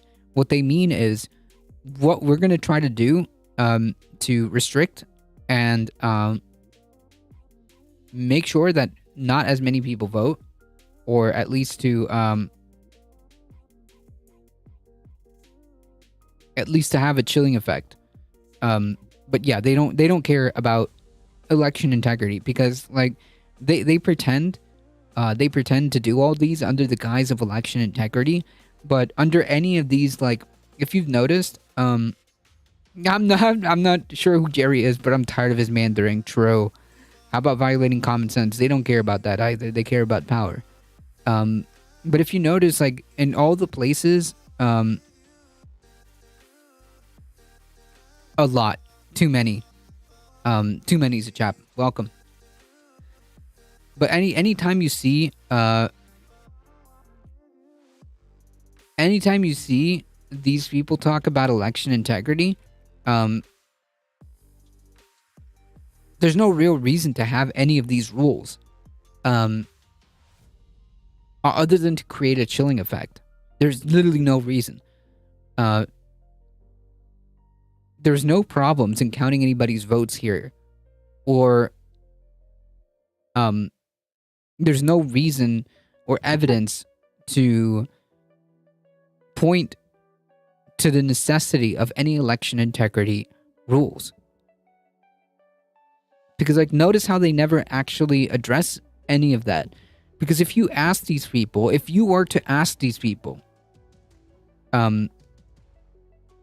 so you're proposing this election integrity bill, but what problem exactly is it going to resolve, and is that bill going to resolve that problem? Because the answer to that is no, and no. I mean, you look at like the bills that Florida has passed under election integrity. Florida had like one of the most like smooth elections in terms of like how it was administered and how fast the results and how and it was done. Boom. The Florida election went pretty smooth, and yet there was election integrity bills attempted to be that were passed there. Why What was the reasoning behind that? Where was the problems with election integrity that needed to be solved? Habeas corpus mod check. It baffles me living in a relatively free state that people would have to put up with this. It makes me sad for my fellow Americans, and I'm not very patriotic. Election authenticity, protecting children, appreciating white culture, wanting freedom. They're all lies they've been told us to guide us down a slippery slope. Yeah, they're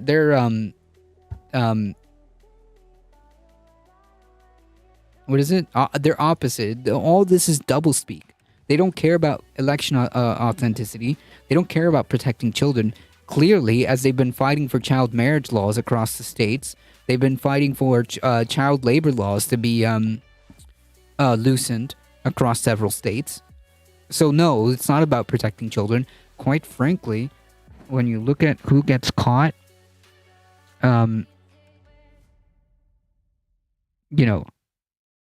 assaulting children and all those bad things against children.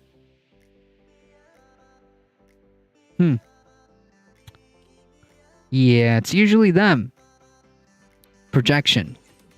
Exactly. Wanting freedom while simultaneously, what they mean is less freedom for everybody else, but they get more freedom. That's what they mean by wanting freedom. They get to do unilaterally all the decisions. That's the freedom that they're talking about. When they say we want more freedom, it means we want more freedom to do what we want. There's a little asterisk behind that. Right, they want the freedom to do lynchings after church like back in the day. Right. Needless to say, we can point to that recent it's not even an exaggeration. We can pull up the audio about cops bemoaning not cops, was it it was Republican city council people bemoaning that they can't do that.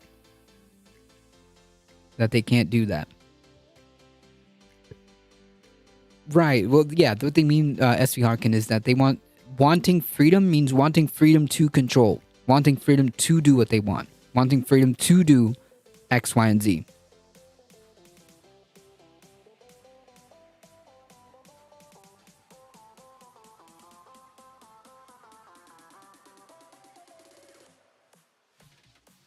Right, that's a good way of putting it. Freedom from restraint for themselves. Yes. Yes. If it was really about voting, then they would just make voting a holiday where you have days off to vote. Yeah, but that means more people would get out to vote. And as we heard from our fellow Republican state legislature, if we make moves to strengthen the individual vote, well, that pushes us towards a more democratic system, and that's not a good thing, according to Republicans. It's not a good thing. So yeah, no, it's not about election integrity or election authenticity. It's not about freedom. It's not about liberty. It's not about any of that. So make no mistake. Make no mistake about it.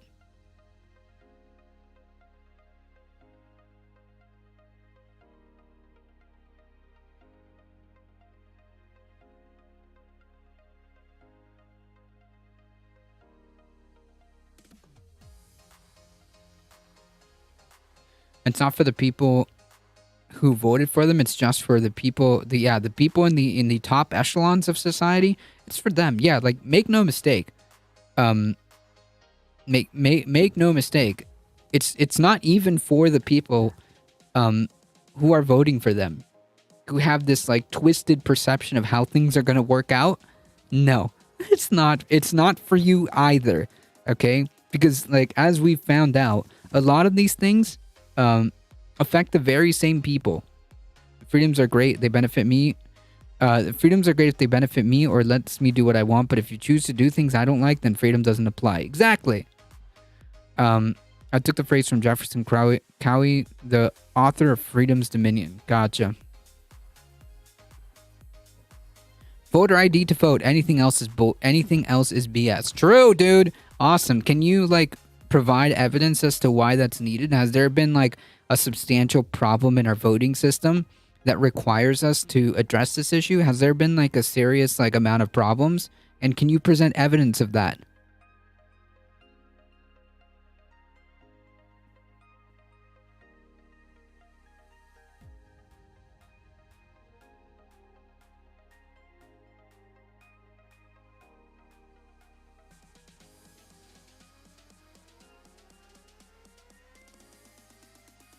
I learned yesterday that only 7% of Americans are climate change deniers, and yet our government is unable to reflect this. Yeah, it's almost like our government is not really reflecting the will of the people. Almost like our representative democracy or representative whatever isn't really representing us. If that's the case, then what are they there for?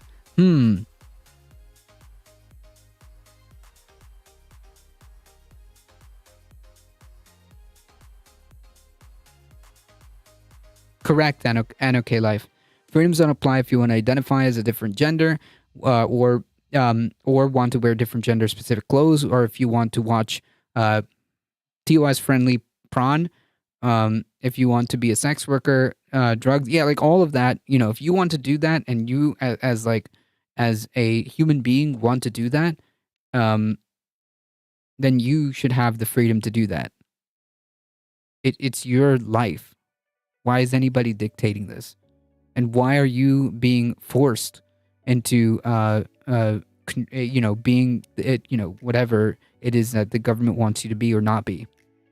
I read that as poem and was confused. No, it's for TOS purposes, prawn.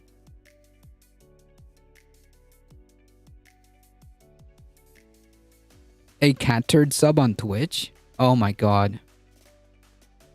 Yikes.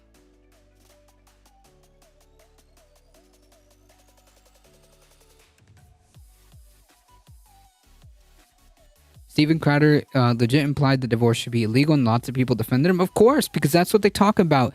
Like when conservatives say traditional family values, that sounds, innocuous, but that's what they mean. That's what they're the whole Steven Crowder debacle, the whole Steven Crowder like abuse thing. That's what they mean when they talk about traditional family values. Traditional marriage, whatever. That's what they're talking about.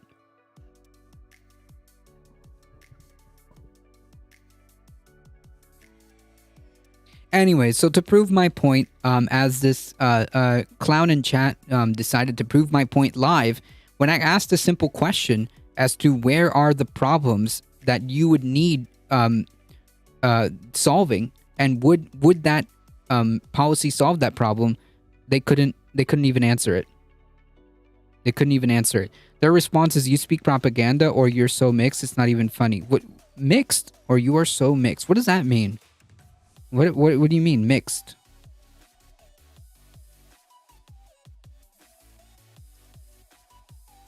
You couldn't even answer a simple question. Religion has been the second most harmful thing to society. That's not controversial. What? Why is that controversial?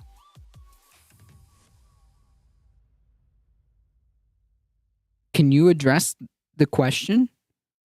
I asked for evidence as to why we would need Trump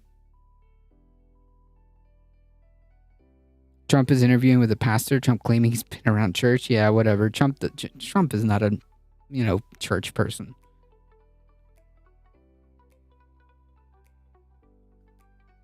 Where is the problem? I need evidence of the problem that you're proposing a solution for. Otherwise, why are we talking? Why are we talking solutions to problems that don't exist?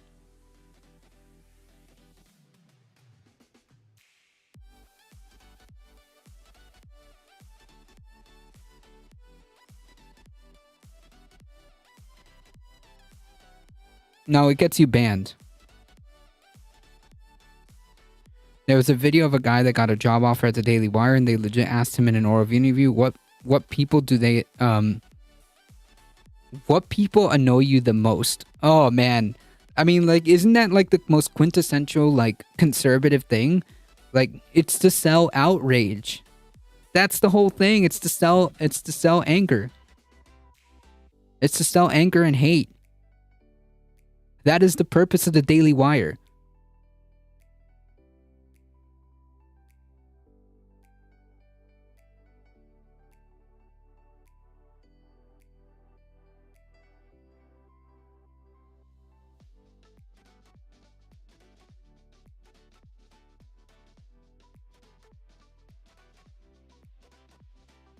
Ha. Circus ended early today, folks. A lot of trolls, but nah, not in this channel. Not in this channel.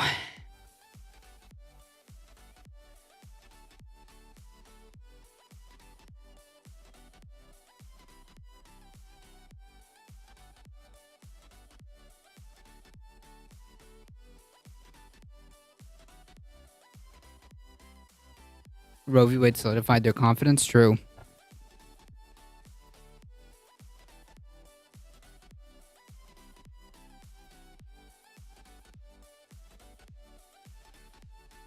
Fuck out of here. Fuck out of here and fuck Trump.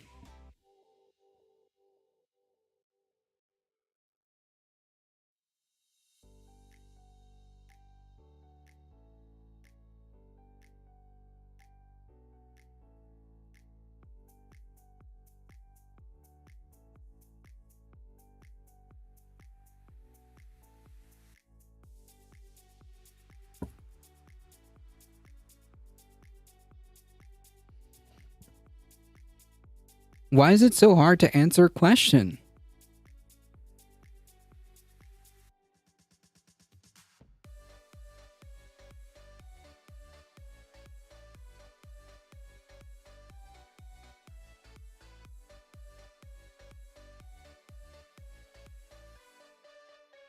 I mean, psychopath in the presidency activated dormant narcissists and psychopaths. Clearly.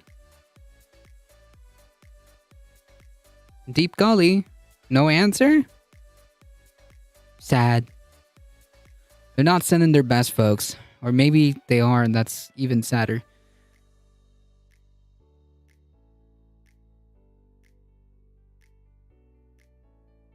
I personally have people in my life that are extremely racist that voted for Obama and now are full Trump. I mean, who knows? Maybe they felt that connection with Trump and they were like, yes, now we can be our real selves.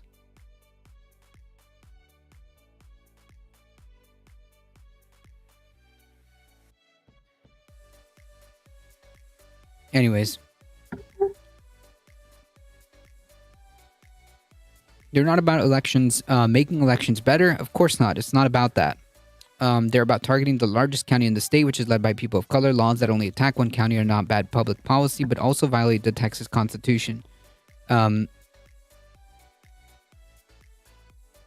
Commissioner Adrian Garcia called Middleton's bill election denial, framing it as an attempt to overturn election results that Republicans don't like. Correct.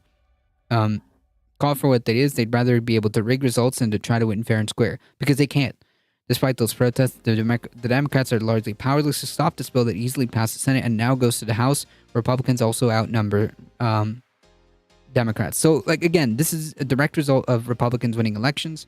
And I'm just saying that an increasingly authoritarian party that has no respect for bodily autonomy, once you understand that you're dealing with a movement, an ideology, or a party that doesn't respect bodily autonomy, all bets are off, okay? All bets are off, and you start getting increasingly more and more authoritarian once that door is open. Because think about it, right? Like, what is one of the most, like, important things that, like, one could have in a democratic society, in a free society, in a free and democratic society? What is the one thing? What is, like, the one most, like, core thing that somebody could have? It's bodily autonomy. And if a party, a movement, an ideology is attempting to deny that, then that party, movement, or ideology, all the same, whatever, then all bets are off. That's why you're getting the type of laws that are being passed now. That's what this is all coming from. Because fundamentally, they don't respect that. They're incompatible with democracy. Any semblance of like democratic systems, any semblance of that, anything that even remotely resembles a democratic system, they're trying to get rid of. It's a problem for them.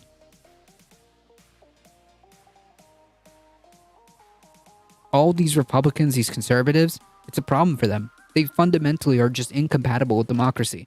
So our job, if you live in the States, is to remove them from power. There are tools to do so. And when Republicans win elections, stuff like this happens. I'm just saying. They don't really understand in their brains that other people exist in the same way they do, especially people outside their group. Bodily autonomy is a term for those with a basic education. True. A major question is, how do we combat this? I know Marx said that it would only come through revolution, while Luxemburg said that we have to do it through the systems. Well, I mean, there are tools that we can have at our disposal. And it doesn't have to be necessarily only. There is no, like, oh, you only can do this with, you can only do this with revolution. You can only do this by working within the system. It just seems way too binary.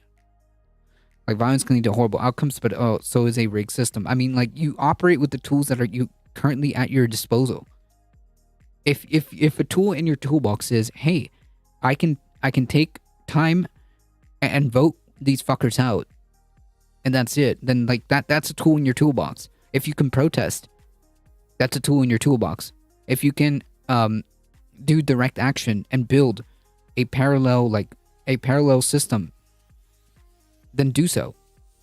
These are all like different multi-pronged ways of dealing with this. Because like it's not going to happen like that. You have to reinstitute social norms to put the authoritarian personalities back in the box. Enforcing laws would be a good start for SCOTUS and Trump. I mean, yeah. That's grossly oversimplifying both Karl Marx and Rosa Luxemburg. Yeah. It just seems too binary. Maybe like a French approach, use revolution to reform the tools and then use the tools to reform the system. I mean, you work with what you got. This isn't France. We don't have as many like labor protections. We don't have universal health care. We don't have a lot of these things that make, say protesting for weeks on end possible. You know what I'm saying? You kind of have to like wiggle around and use the tools that are currently available to you.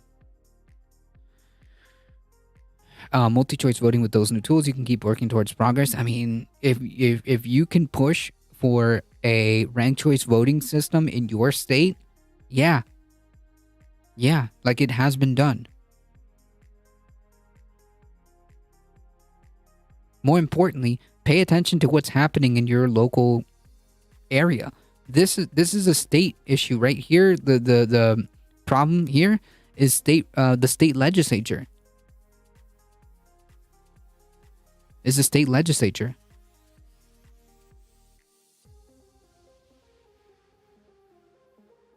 That's the emphasis that I'm trying to make. It's important. It's important to pay attention.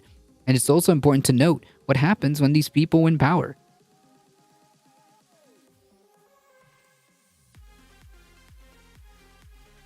It's as simple as that.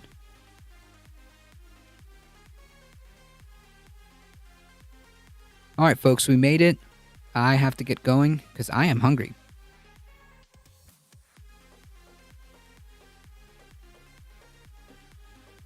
Folks, if you enjoyed the content and you want to support the channel but can't monetarily, hit the follow button. It really does help us out. And if you want to go even further beyond, head on over to the YouTube channel. Hit the big red subscribe button. That's 226 of you have already done. Hit the big red subscribe button. It really does help us out. Spread the word far and wide that this is the chillest place to be. One of the chillest places to be. Monday through Thursday, 5 p.m. Eastern Time. We'll be back on Monday. I was just always hear people point out what's wrong, but then offer no solution. Like I go out and vote, and I have protested, and I educate people as much as I can, but it still feels like little progress is made. Yeah, I mean, but that's all you can do. If that's within your purview, If you can educate people, if you can like also vote and also participate in protests and all, like if that's what you can do, then that's fine. That's perfect.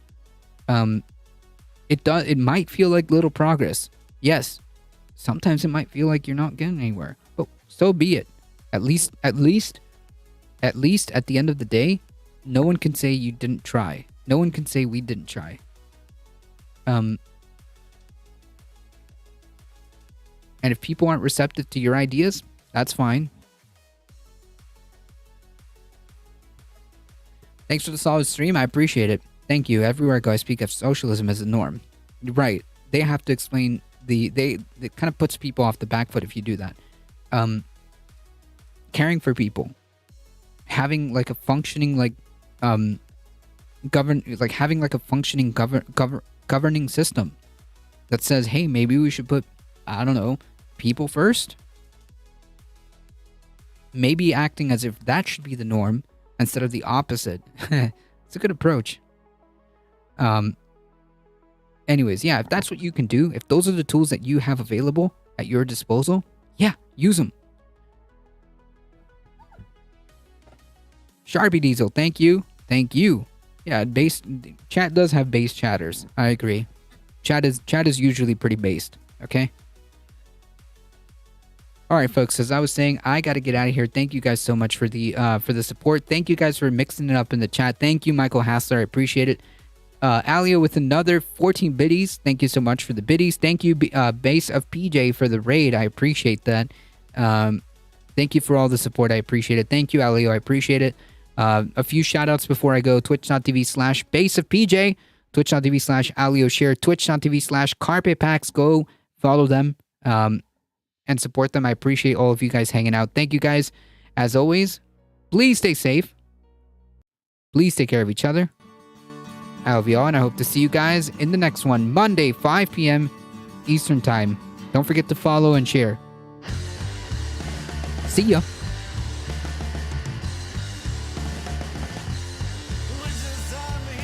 Oh, we get Riverboat Jackets on. Let's do that. Alright, folks, hang tight.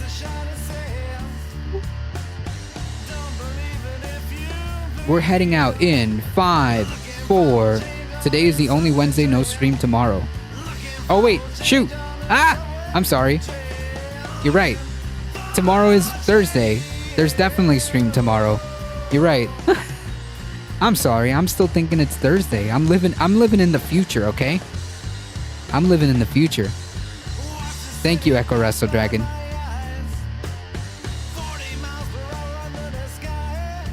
Alright, folks, we're heading out in 5, 4, 3, 2, 1. See ya.